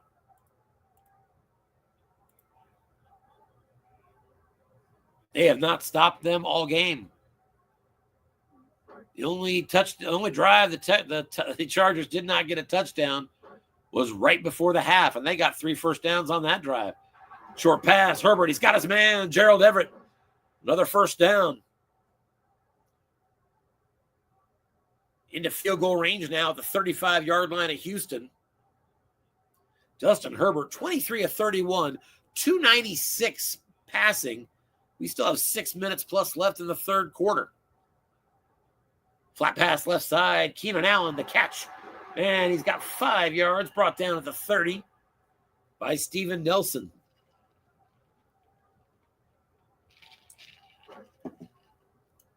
Eighth catch of the game for Keenan Allen. Herbert officially now over 300 yards passing here in the third quarter. And on 2nd and 5, here's a run up the middle. Austin Eckler, and he's got it. First down yardage. Needed 5, got 5.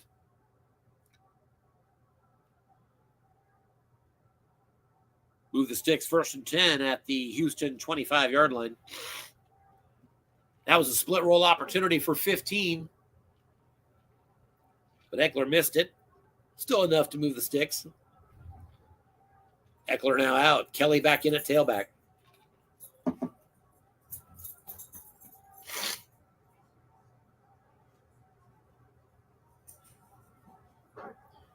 There's a run right at the middle to Josh Kelly. He is key, but he still plows through and gets 4 yards.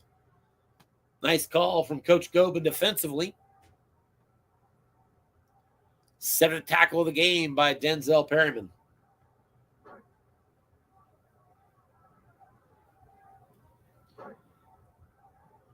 Second and 6 Chargers.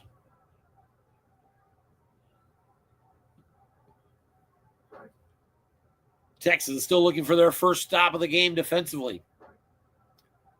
Flat pass, Keenan Allen. Linebacker stays home, and it's going to be caught, but a 1-yard loss. Quick tackle. Second consecutive play for Steven Nelson. Loss of 1. It's going to be 3rd and 7 for Los Angeles.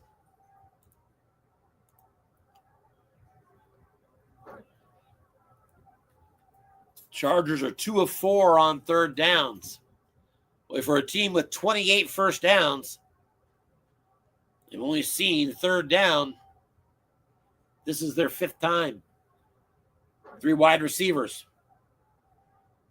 Palmer in the slot. Herbert out of the shotgun. Eckler beside it. Back to pass. Looking short. Safety is double teaming the tight end Smart. That's where the pass is going. But it's a flush opportunity for the Chargers. To the flat we go. Keenan Allen. Yak opportunity for him. Allen not that good there. A decent roll. He gets 5 yards. Needed 7. Chargers looking at a 4th and 2 at the 17. Do you want the automatic field goal and a 13-point lead? Or do you go for this 4th and 2? 3:54 to go, 3rd quarter. Coach Tangora is going to take the field goal kicker. Dicker comes out. Kick is up. And it's good. And with just under 4 minutes to go, 3rd quarter, Chargers put up 3. As the Texans, for the first time all game, stop them from getting to the end zone. 37-24. So if you're the Texans, who now take over at the 25-yard line, you still have more than a quarter left. You're only down 13 despite allowing 5 touchdown drives and a field goal drive. You're still very much in this game. 3 wide receivers split out. Nickel here by the Chargers. And it's a first down run off tackle and a 4-yard pickup there from Pierce. Just his 2nd carry.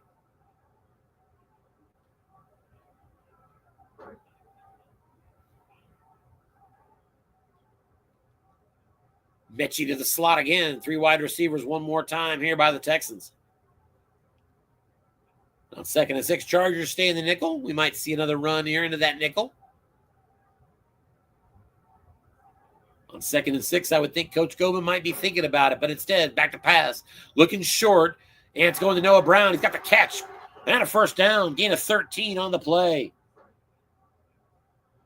Move the sticks. Defense was double teaming Nico Collins on the play. Houston now out to their 42.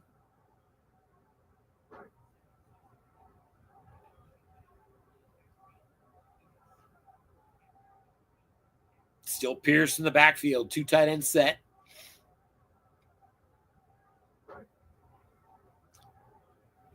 Here's a quick screen left side to the halfback, and Pierce is up ahead, and he gets 6. So 2nd down and 4 as the Texans approach midfield.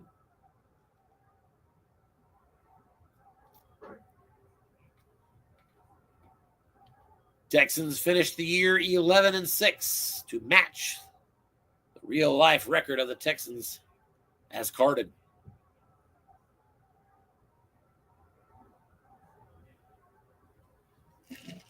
Now out of a blocking back set.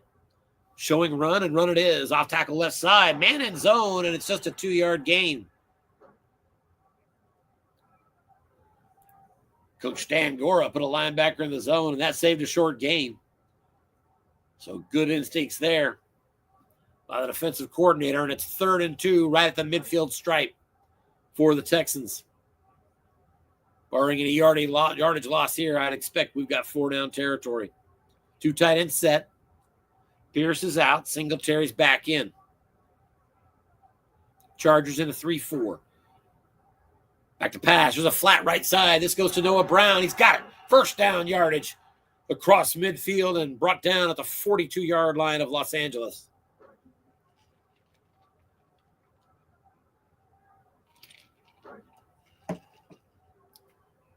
Stroud, 80% completions on the game. 20 for 25. 1st and 10. Defense looks run. Passing again. Short and no good.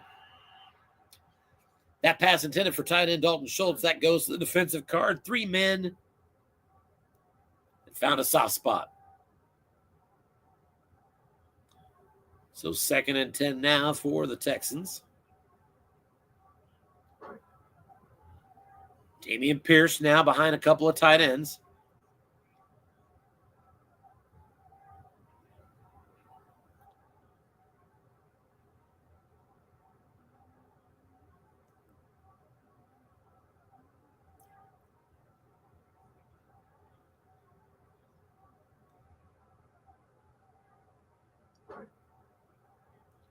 Back to pass. Stroud looks short. He's going to his tight end, Brevin Jordan, and it's incomplete. Stroud got the interception split roll on LA's defensive card. Back-to-back incompletions, and it's 3rd and 10 for the Texans. They're in LA territory at the 42. Fairbairn's range only goes out to the 37, so still work to do. But if they can get 5 yards or so, they might consider that field goal. 3 wide receivers. Stroud out of the shotgun. He's got Singletary beside him. Nickel here by the Chargers. Final minute of the 3rd quarter.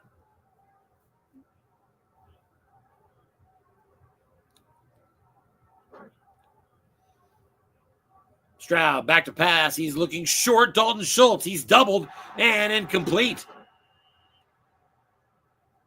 That on the defensive card. Another interception split roll. Stroud's been flirting with it all game. Only missed it once. Only hit it once, I should say. 4th and 10 at the LA 42, and they're going to punt.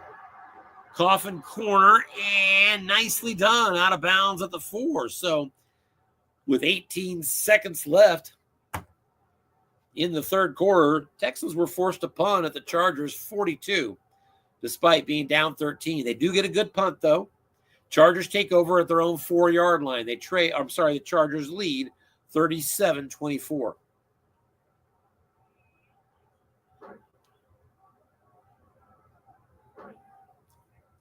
Here's a 1st down run at the middle. Austin Eckler, and he's got himself 6 yards.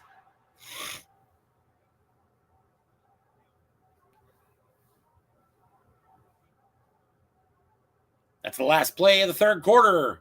This AFC wildcard matchup between the Texans and the Chargers heads to the 4th quarter. 15 minutes of play left. Chargers on top at home, 37-24.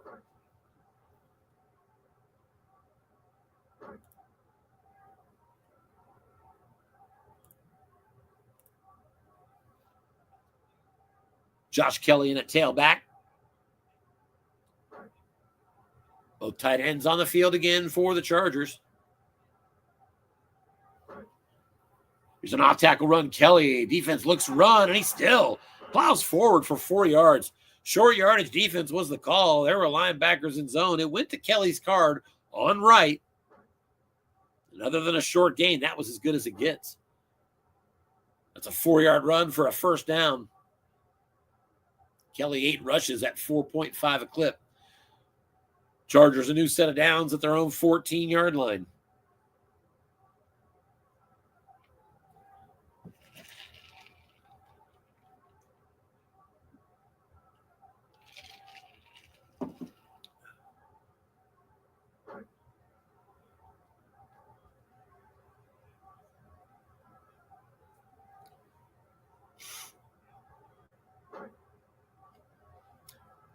Here's a quick pass, hitch over the middle to the split end, and 3 yards there to Mike Williams, but a personal foul on the defense as the Texans continue to commit critical penalties for big yardage, particularly on defense. Texans now 8 penalties, 96 yards. Chargers just 2 penalties, 15 yards. That helps get the Texans, or I should say the Chargers, off the shadow of their goal line. They're now 1st and 10 at their own 32.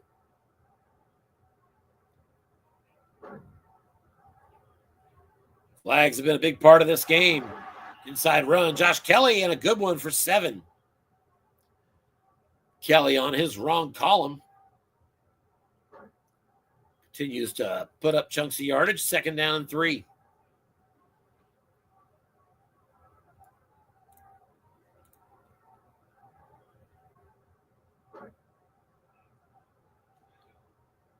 Both teams over 100 yards rushing in this game.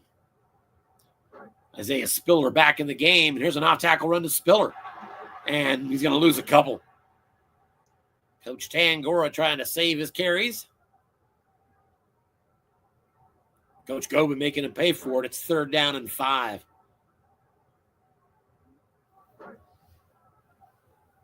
Got to watch usage. It's a real thing. So 3rd and 5, Chargers at their own 37. Big play here for the Texans, as they desperately need to get off the field here defensively and give Stroud another opportunity. Austin Eckler and his flat pass ability is out of the game. It's Josh Kelly at tailback. That indirectly signals run call. We'll see what he does here. You do have 0 rated tackles across on defense. Getting 5 on 3rd down. Maybe we do see a Josh Kelly run. Here's a hitch over the middle. The receiver is doubled, and it is going to be incomplete. Linebacker in zone. Mike Williams couldn't beat him, man. It's 4th and 5. Chargers are going to have to punt. 49-yard boot by J.K. Scott, fielded just inside the 15. Desmond King with a nice return out to the 25. So the Texans take over at the 12-18 mark of the 4th quarter. They're still down by 13 points, 37-24. First punt of the game there from the Chargers. Let's see if Coach Gobin and the Texans can capitalize. They'll come out 3 wide receivers. Singletary, the halfback. That extra receiver will put the Chargers in the nickel defensively.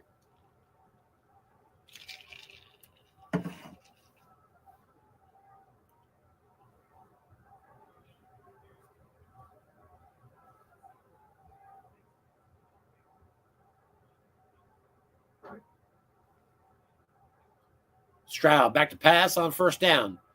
Throwing to his slot receiver, Mechie. Let's see if he gets it off. He does not. He's forced to dump it off.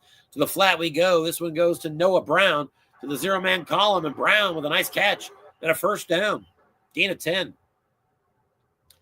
Noah Brown with 4 catches in the game for 45 yards in pretty big moments. Noah Brown getting the spill off from all the double teams that Nico Collins has been seeing.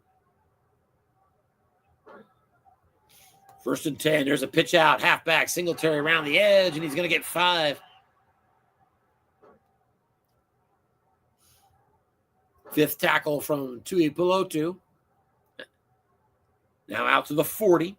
Singletary out of the game. Pierce back in at tailback. The Chargers drop down to their 3-4 set defensively.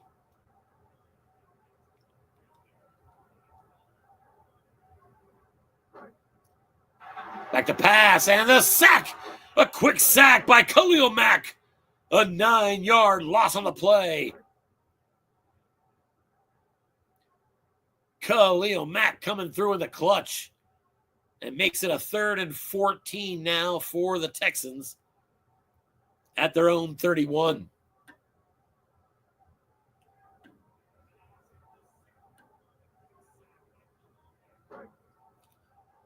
Four wide receivers now split out on 3rd and 14. Nickel from the Chargers. You're at the 31, 10:48. You get within four or 5 yards, you might want to go for this. Back to pass, looking short, catch, and not quite enough, but 12-yard gain on the play to Robert Woods. Stroud gets it on his card, and indeed we have a 4th and 2 for the Texans. They're at their own 43, and as we guessed, here comes the offense out onto the field. 2 tight ends set. Singletary the tailback. 3-4 here from the Chargers. From their own 43.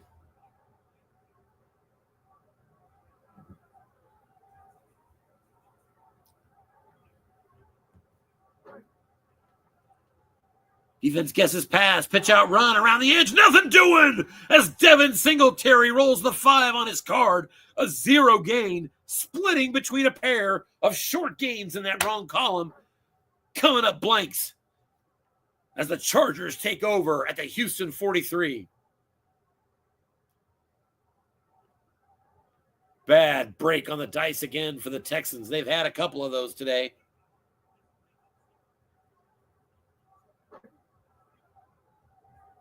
And with 10-12 to go and a 13-point lead, Chargers in a great position. First down screen. This goes to Eckler, and he's got a catch. First down yardage inside the 35 and inside the 30. Tackled at the 28 after a 15-yard gain. 8th tackle of the game by Derek Stingley Jr., but not before the Chargers are right back into scoring position.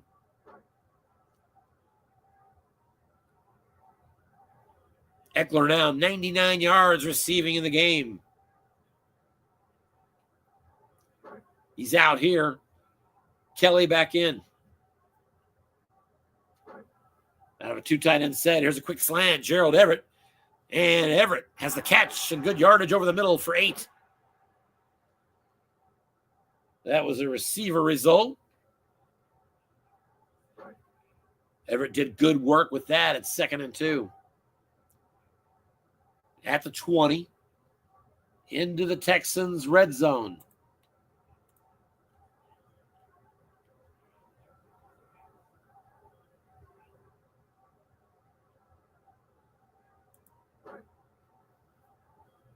Sixth time into the red zone here on the day. There's a run up the middle. Josh Kelly on his card. He's right through into the secondary, and he's loose to the end zone. Touchdown! 20-yard touchdown run. Josh Kelly, as the Chargers have opened up a big lead. Extra point pending. Currently a 19-point lead, 43-24. Josh Kelly getting snake eyes on his card on wrong. Card reads plus 22. From the 20-yard line, the Chargers have now treated their fans to a big lead. They're going to go for 2 and try to make it 3-touchdown lead. Full house formation from the Chargers. Back to pass, looking to the end zone, and sack on the play. He was going for Eckler, and he was doubled, and he had to hold it a little extra long, and he was brought down by Malik Collins, but still a 19-point lead. Chargers 43, Texans 24. 9 minutes left in this game.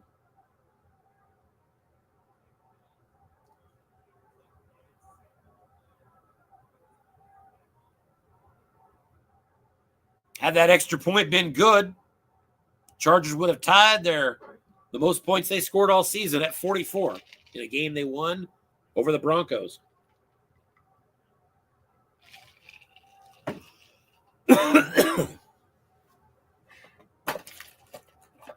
And so now 9 minutes left. Texans aren't out of it, but they're really up against it.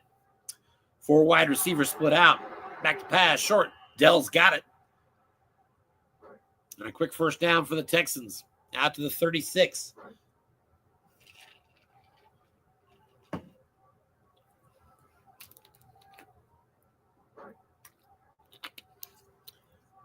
Right back to the line, 4 wide receivers.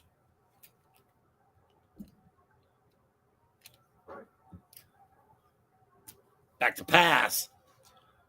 Stroud looking deep. He's going for Nico Collins and incomplete. Once again, Stroud flirting with the interception split roll.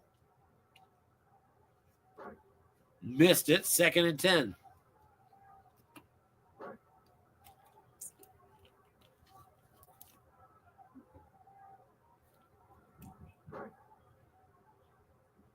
Back to pass again, Stroud. Looks deep one more time. Robert Woods pulls it down.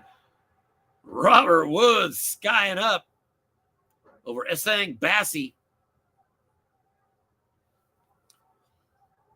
Gain of 28 on Stroud's card on right, and it's 1st and 10 Texans at the 36 of Los Angeles.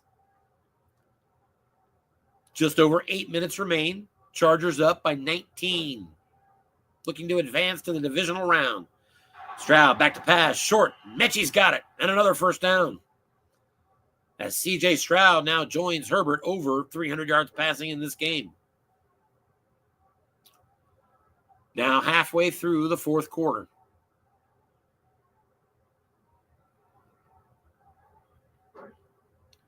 Stroud back to pass, looking deep, but brought down. Khalil Mack again. 2nd sack of the game from Khalil Mack. And another loss of 9. 2nd and 19 on the Los Angeles 34-yard line.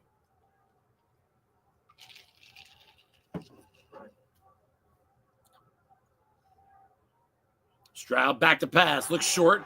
Robert Woods has another. And a good gain of 14. And that'll get to a much more manageable 3rd down and 5 for the Texans.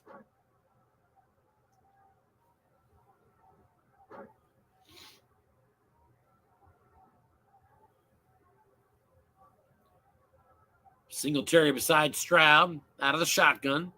3 wide receivers, back to pass. Looking short, going to Nico Collins, and no good, incomplete. Stroud can't find it on his card. And we have a 4th and 5. You could cut it to 16 on a field goal. Doesn't make sense to do that. Texans agree. Offense stays on the field. 3 wide receivers on 4th and 5.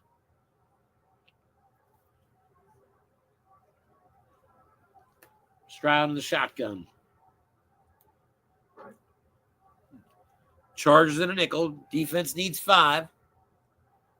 Wonder if we might get a flat to Singletary here with the defense in a nickel. No, back to pass. Looking short, going to Collins. He's double teamed and incomplete.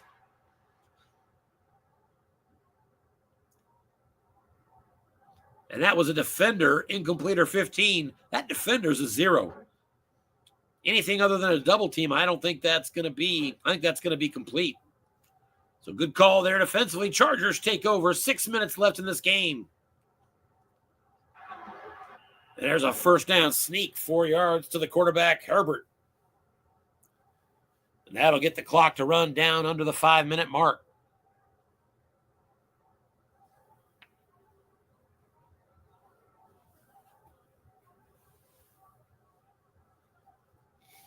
Actually, 5:24 and counting right now.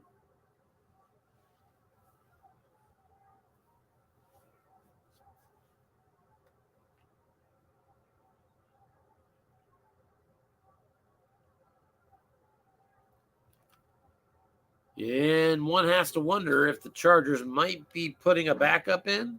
No? Well, the backup running back anyway. Isaiah Spiller in at tailback.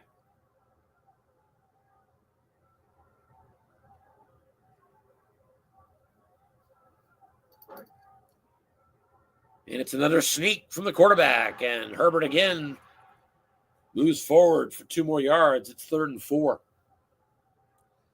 So an ultra-conservative approach here, clearly from Coach Tangora.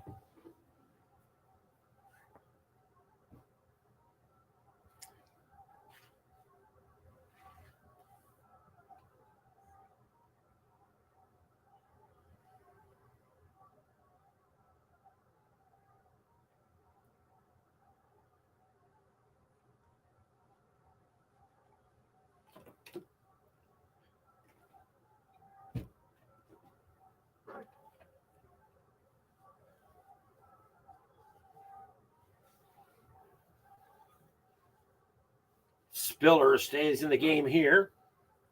And we have another sneak to the quarterback and nothing doing.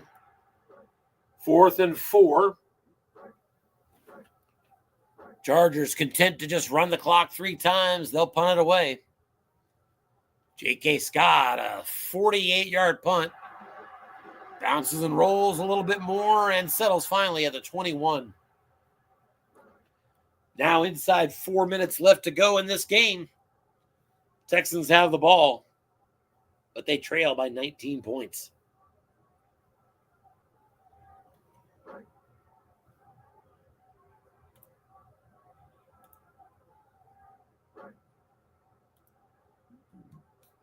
Once again, Chargers offense, 1, 2, 3, 4 touchdowns on their first 4 drives, including 19 first downs. Then they had an end of half, just ran out of time despite 3 first downs, and another touchdown on the next drive, followed by a field goal. I was just dominant. 5 touchdowns and a field goal, basically, on their opening drives. Here's a run and a 1-yard loss.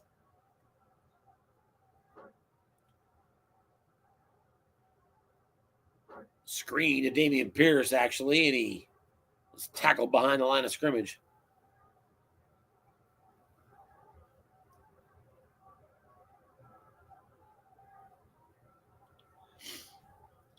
Second and 11, there's a flat pass, goes to Alec Beck. And he's up ahead, out of bounds after a gain of 8. Said Alec, it's actually Andrew Beck. Makes it 3rd down and 3 for the Texans.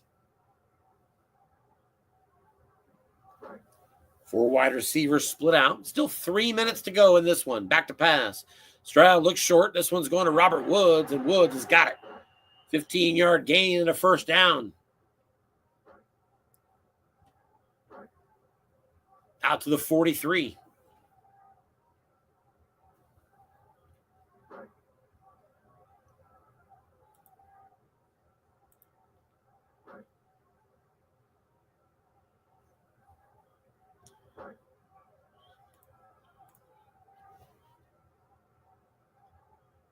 Back to pass, short, incomplete, and we have another injury, and it's a big one. Chargers, Scott Matlock is out for 3 games.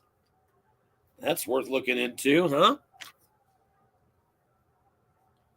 That would be defensively. Matlock is nobody. That is a backup end or tackle, rated 0s across the board. So if you're going to lose a player, that's who you want to lose. Chargers. Quite a few injuries coming into this game, as a matter of fact.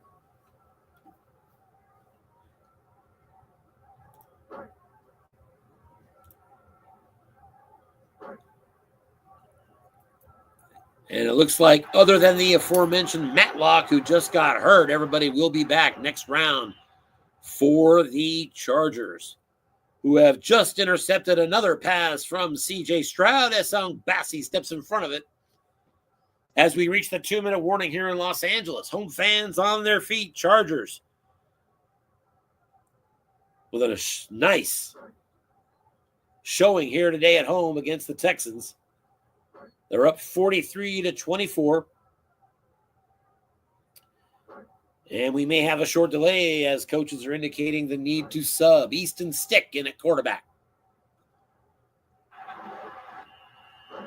And he sneaks ahead for 5 yards. And the Texans are not going to stop the clock. That should do it as we're starting to run this one down.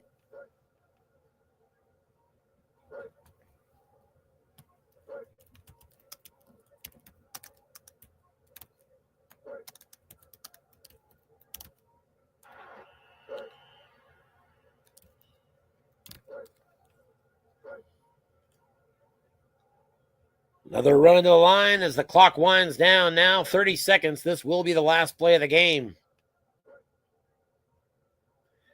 We congratulate Rudy Gobin on a fine season for the Houston Texans. An 11-6 record and a wild card appearance, but could not get past the Los Angeles Chargers. Congratulations goes out to Anthony Tangora for a convincing 43-24 victory over the Texans in the first playoff game of the USFFL 23 season.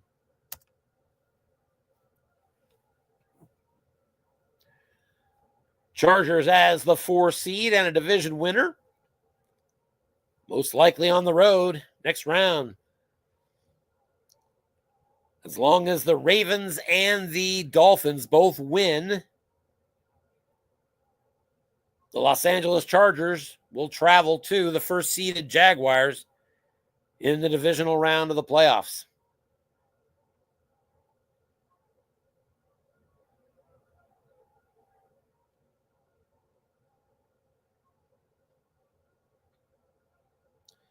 Coaches saying their pleasantries.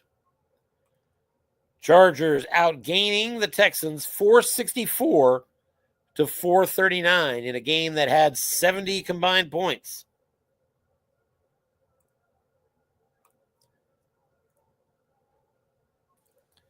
As we welcome Anthony Tangora to the broadcast. Mr. Tangora, how's it going tonight?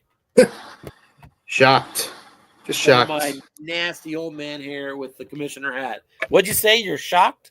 Yeah, well, I mean, you don't get dice like that. I mean, I like to say that, and this is something from Tom, who says something like, 3 out of 10 times you're going to lose no matter what. 3 out of 10 times you're going to win no matter what.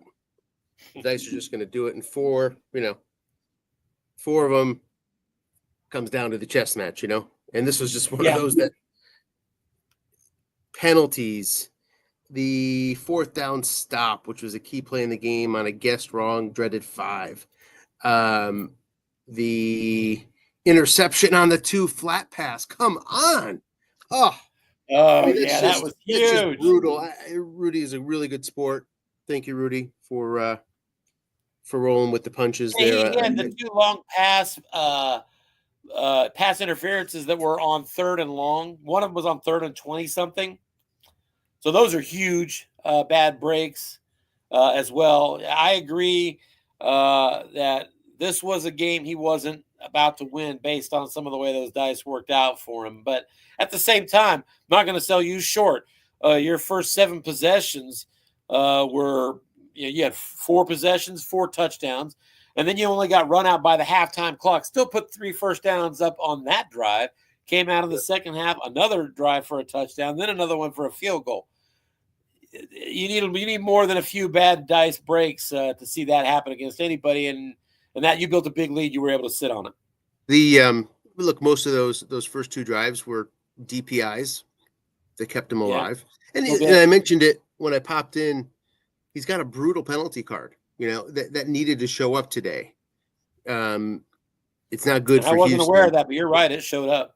It showed up, and Khalil Mack had to show up, and obviously he was the 9-yard sack in that series of downs. He had a short pass completion on 3rd down to make it 4th and 2, and then he got the dreaded 5. But without the Mack sack, there's no 4th down to speak of, right? So Mack ended up showing up too. So the things I needed to show up showed up. There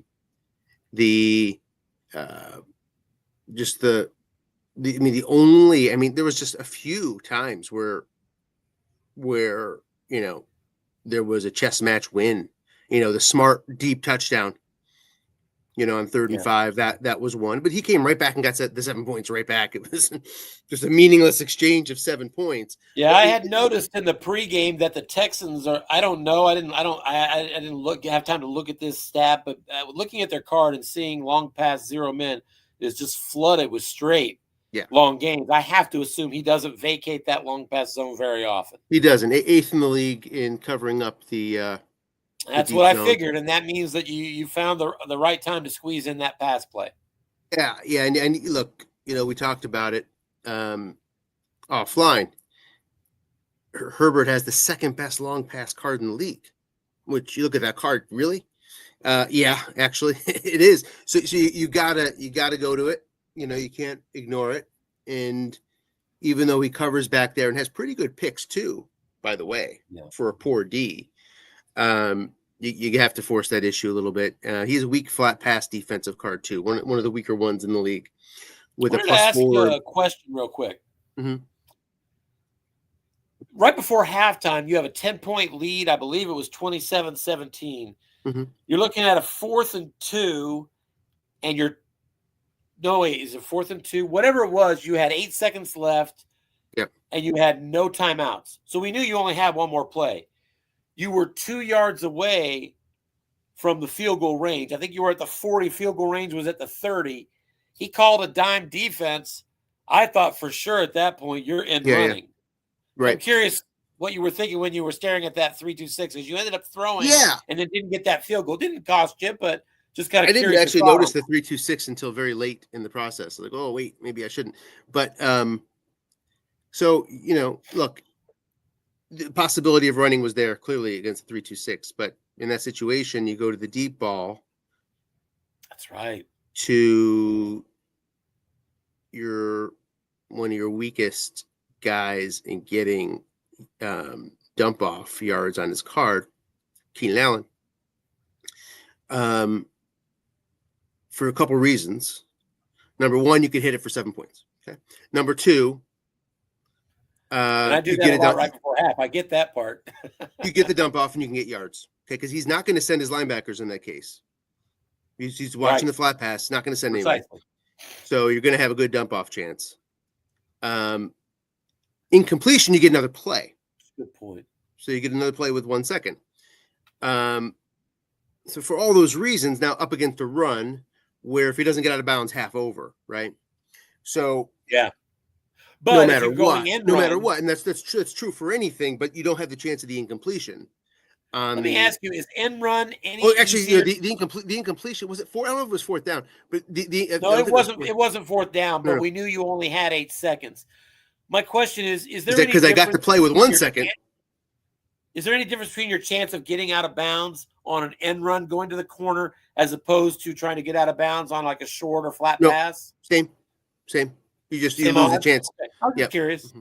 I don't know. So yeah, I mean, I think you're probably right. I think if you want expected points, probably favors the run. Yeah, not to be too critical of a 19-point victory at all, Anthony. I was just curious. It sort of surprised me once I saw the dime. I thought, oh, he's got to run it. He's going to run this, and I was just surprised you didn't. And I started doing some sneaky subs there, so that injury would have been Bosa for 3 games, or at least a game. But with Bosa out, taken out, we prevented that injury. At the end of this game, you're minus about 7 players, but every one of them comes back in your next round, except for a backup who's 0-0. So you'll be basically full health now as you move forward. Yes. Speaking of moving forward, have you thought about who you have next on the schedule? I mean, no. I mean, you really didn't think. Look, I really didn't think. I mean, I'll tell you when I get lucky, like tonight. Lucky, okay?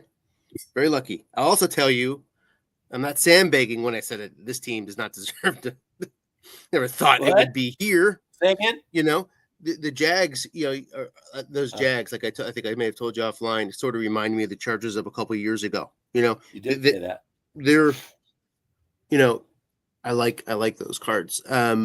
I don't like these cards all that much, but they're here. So all right, 4th seed, right? So if it goes chalk, then you get the Jags. Right. If it doesn't go chalk, then it's kind of up in the air, right? Yeah. So because you're sort of sitting in 4, so you really can't predict where you're going to be, right? If I hope you don't get the Jags. I do not want you to see the Jags. Yeah, I lost to the Jags. Have lost big time in preseason. Joe and I played, and I was like, oh boy. Etienne just hitting. If you're facing the Jags, it means I got beat by the Ravens. So I don't want you to see the Jags. Sadly, I would like that honor, even though he beat me in the regular season. So, also got very lucky to miss a lot of good sack chances for Houston tonight. One came through a 2-point conversion or whatever, but I mean, for the most part, his pass rush needs to show up. To be able to... In fact, I called that right at the beginning of the game. I was staring at his line. He's got something like a 12-star, 9, 8, and 7 across that 4-man front. And then the added advantage of you were without your starting center, who's a 3-pass block replaced by a 0. All of a sudden, his linebackers that are the supposed weakness blitzing at 4, 3, and 4 against a 0. Those can kill you. So I felt like you were in real trouble, especially considering how frequent you pass the ball. But you avoided the blitz very well. Snuck in this long pass when you needed to. Well, I certainly planned for the possibility of seeing a 3-3-5 from the start, right? So, I had that ready to go. If he did it, I assume that's what we're going to see. Didn't see it. As a matter of fact, 4-2-5s, as you saw in the passing situations, even, right? Yeah. I did see that a couple times. And none of the linebackers really have much of a blitz, but against a 0, you don't need much to, if you're sending a linebacker to get a high number, But yeah, he showed 4, and I don't blame him. It's a pretty big penalty to go to 3. It's a pretty big penalty. You didn't do it either last week. Going to 3.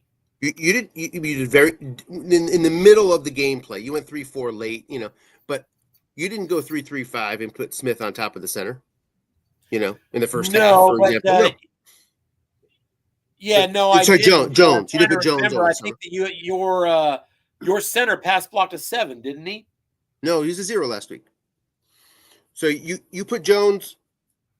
You put Jones over the 7, Salyer. Instead, and staying in your 4-3 instead of going to a 3-3-5 against my 2 tight.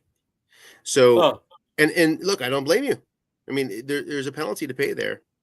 Yeah, I remember. I certainly was not willing to make that sacrifice on early downs. Yeah. As I'm sure you expected and found, I'll let you run on first down a lot of the time. Yeah. I'll say that out loud to everybody right now that's going to face me. That's going to happen a lot. Or maybe I'm bluffing. But if you look at my trend, that's what's going to happen. And so you knew that, and you played it. And, I wasn't interested in giving you if I'm going to call past the rate I want to, I can't also afford to be in a nickel when I do it. Well, look, by the way, are you about to get called away? Because we could do a quick preview of each of these wildcard games if you want to. I guess if you want to, other than I'm not prepared, that's never. Yeah, you're a lot better off the cuff than I am from a standpoint of you just know a lot more off the top of your head than most people, and certainly this commish. Well, the AFC I can speak to pretty deeply. The NFC a little less so, and I don't have all the seedings here, but just looking at the game, Atlanta, Dallas. Look, I haven't seen much of Atlanta, but they're like second or third in rush yards, and I know that they've got the running back cards to bear that out. Yeah, Ritter's a mess. Algier and Bijan Robinson are no joke together. Right. Yeah, Ritter's a mess, but the receivers aren't a mess. So, no. If you're it's unfortunate, if you're in a draft league, you see a lot more receiver readings. You want to play with the draft cards here if you're Atlanta. The Falcons' problem was defensively. If I'm not mistaken, the Falcons gave up a lot of yards. Am I not wrong about that? I'm not sure about that. I don't have it. I could take a look. It's another place where my spreadsheet going corrupt on me has me a little bit blind. I had to reboot, so I'm like, I can pull it back up here. But Dallas is a juggernaut. And that team, I faced that team. Did you face them? Bruce is back. Yep. Did you face them in the regular season? I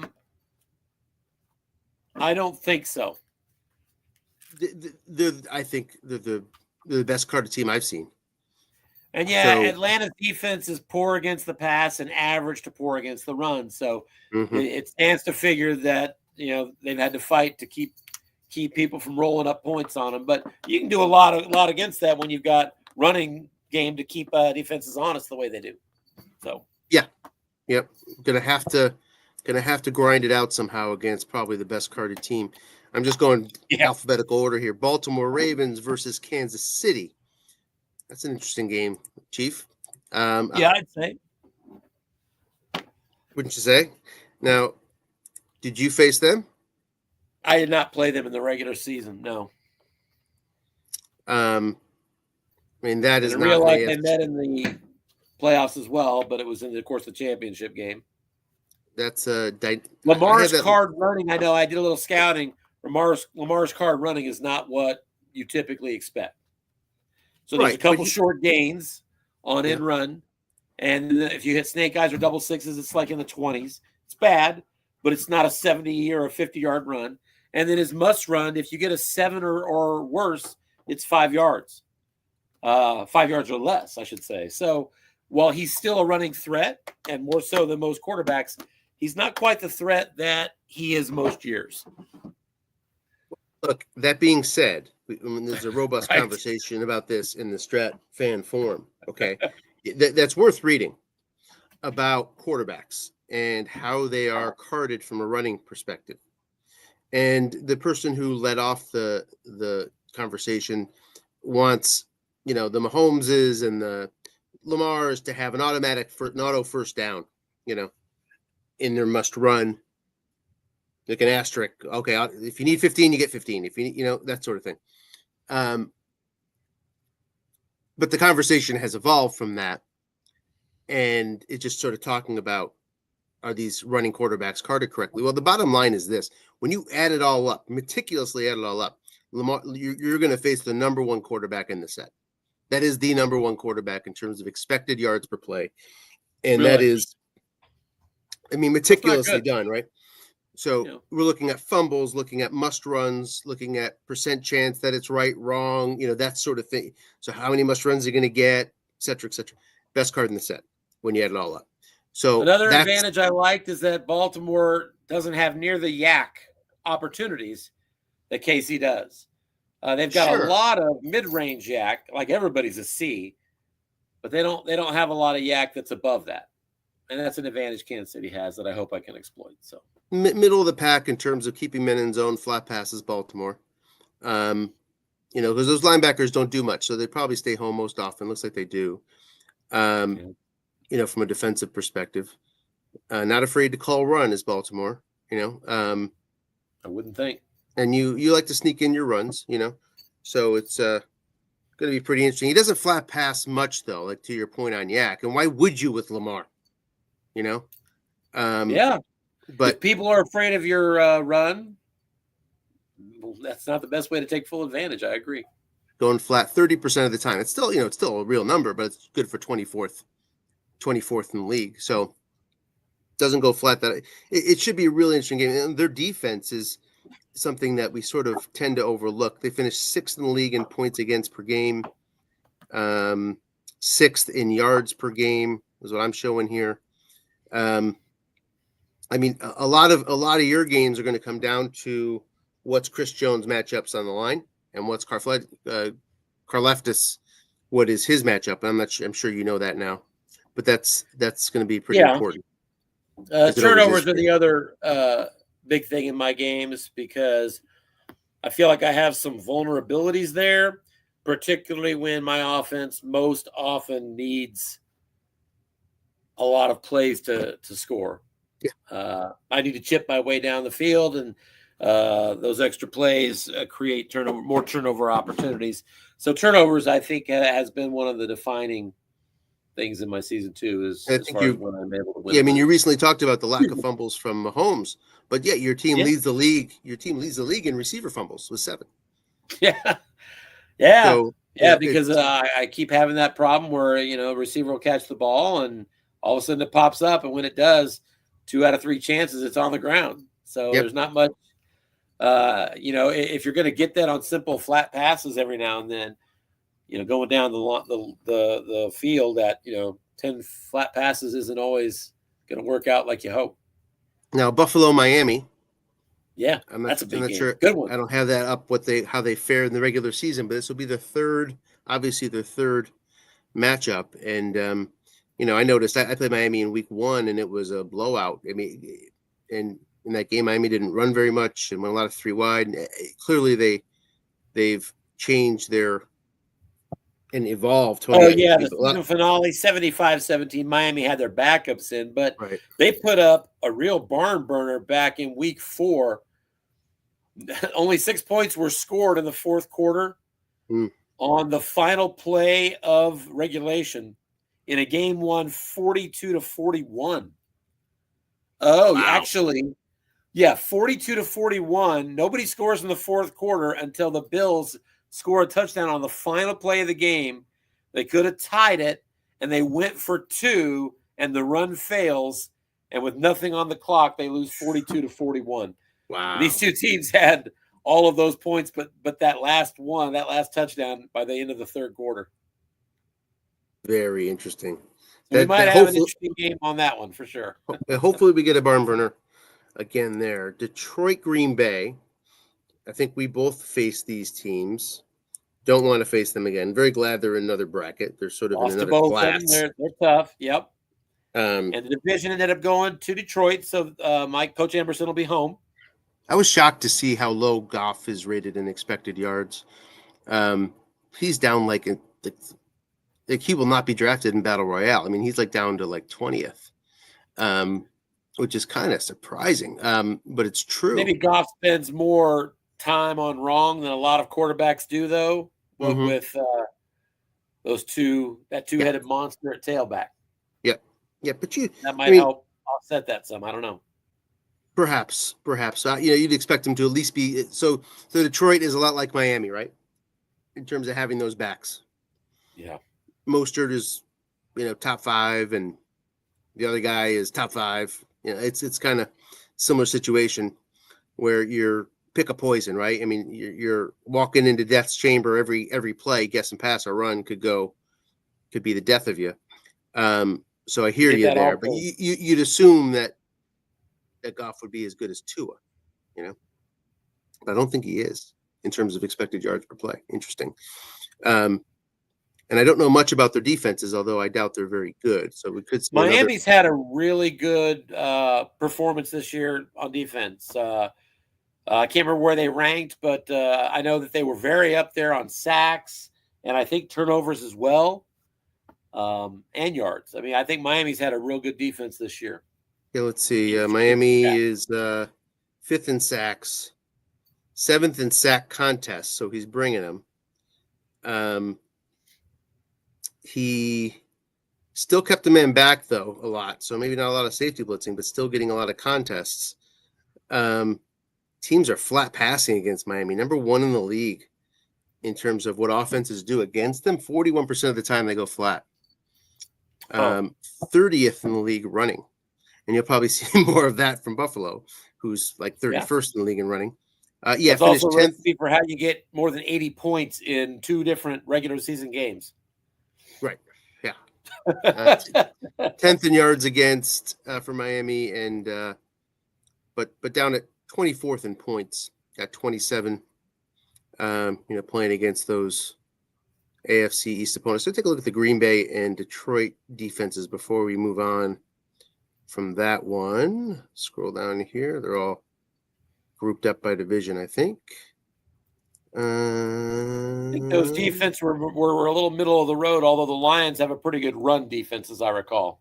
Yeah, Lions. Yeah, so I shouldn't have said what I said about the Lions defense. 18 points per game, 2nd in the league. 8th in yards. So the defense played pretty well. But, then Michael has called it really well. Michael leads the league in guess margin. 16% spread.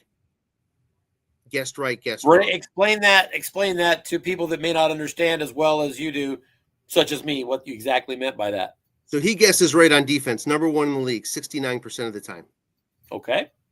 And his opponents, therefore, with a 16-point spread, guess right only 53% of the time. So a 16-point margin there. So he's going guessed wrong 47% of the time, while his opponents are going guessed wrong only 31% of the time. Gotcha. Okay. So great coaching there has probably helped with those defensive numbers. Comes partially, I'm not taking anything away from Michael, but partially comes from having a couple of great running backs that, as you alluded to earlier, forces coaches to say, throw up their hands and go, I could get screwed a lot of different ways on this play. That's very true. Very true.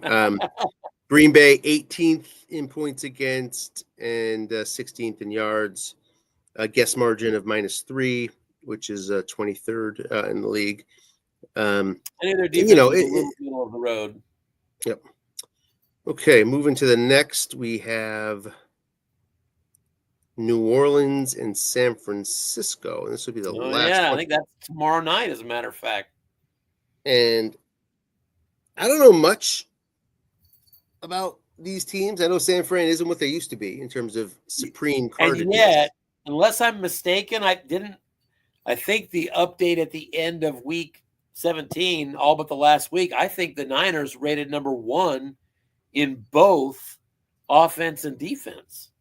Let's take a look. I'm going to try to double check that now, but I think number two in offense now. Number 1 in defense, number 1 in yardage margin, 155 yardage margin, leads the league. So and they've got Christian McCaffrey as well. So I would tell you that I have a lot more confidence that they can be a player and beat absolutely anybody, including the 2 juggernauts above them in the NFC standings. Number 1 in yards per play at 6.6. That's offensively? Number 1, offensively. Number 1 in defensive yards per play at 4.4. Yeah. And obviously, number 1 in margin, therefore.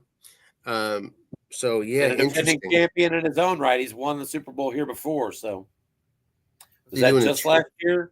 Why am I losing my mind? Yeah, that was last year. Yeah, just last year. How's New Orleans doing it? New Orleans, where are they? In my mind, I'm putting them in the NFC West. Good. Like the old days, but they're not. Finished 11-6. I think he's got his hands full with San Francisco, but Dan plays that team really, really well. Derek Carr led the league in completions with 473. 4th in TDs with 36. So Carr has done a lot of damage. Let's see how often their guests run. They're the 18% of the time. That's the 11th lowest where the defense calls run. So they're seeing a lot of guest pass, but going right through it. And not doing bad in double teams, +2 margin there. So not guessing particularly well, but still getting it done. 18th in defense, 4th in offense yards per game, 6th in margin. So he's done a really nice job with a mediocre team. Especially that 4th in offense. That's pretty impressive. Yeah. I don't believe that I would list the Saints as being carded among the top 4 offenses in the set. For sure. No doubt. So that's interesting to see if New Orleans, we would expect to give them a good test, San Fran, the defending champion. Oh, absolutely. So, and that's tomorrow night, you said? Should be tomorrow night. I think it was late. I'm looking at it now. I think it said 9:30, something like that. Let me take a look. Bills and Dolphins Saturday morning. Tomorrow night at 9 p.m. It doesn't reference Eastern. Hopefully that's what they meant, because that's our typical. So it would be the same time as your game kicked off, if I'm reading that right, tomorrow night. Right. Excellent. And then we have Bills Dolphins Saturday, Chiefs Thursday, Cowboys Falcons Sunday. That's nice and spread out. Yeah, so we got Wednesday, Thursday, Saturday, Sunday. So we've got the next 4 days other than Friday. The only one we don't have scheduled so far, I think, is Green Bay, Detroit. Is that the only one we'd be missing? I think so. Unless I'm you're right. Missing it in here. And knowing those coaches, that's probably coming up on the weekend. Gotcha. Well, that's the rundown. Any chance you'd be available to broadcast Saturday night? Probably. Saturday night, Bills Dolphins. Probably. Say that again? Probably. Okay. Most likely. I probably can if you can't, but I might have trouble making that, so I thought I'd throw that out there as something to consider if you can. Okay. So, anyway, listen, I got to run. Yep. But congratulations on a big win tonight. You're on to the divisional round, and hopefully I will see you soon enough. Awesome. Thank you for broadcasting, Tim. Appreciate it. Yeah, you bet. Good night, everybody. Playoffs roll on.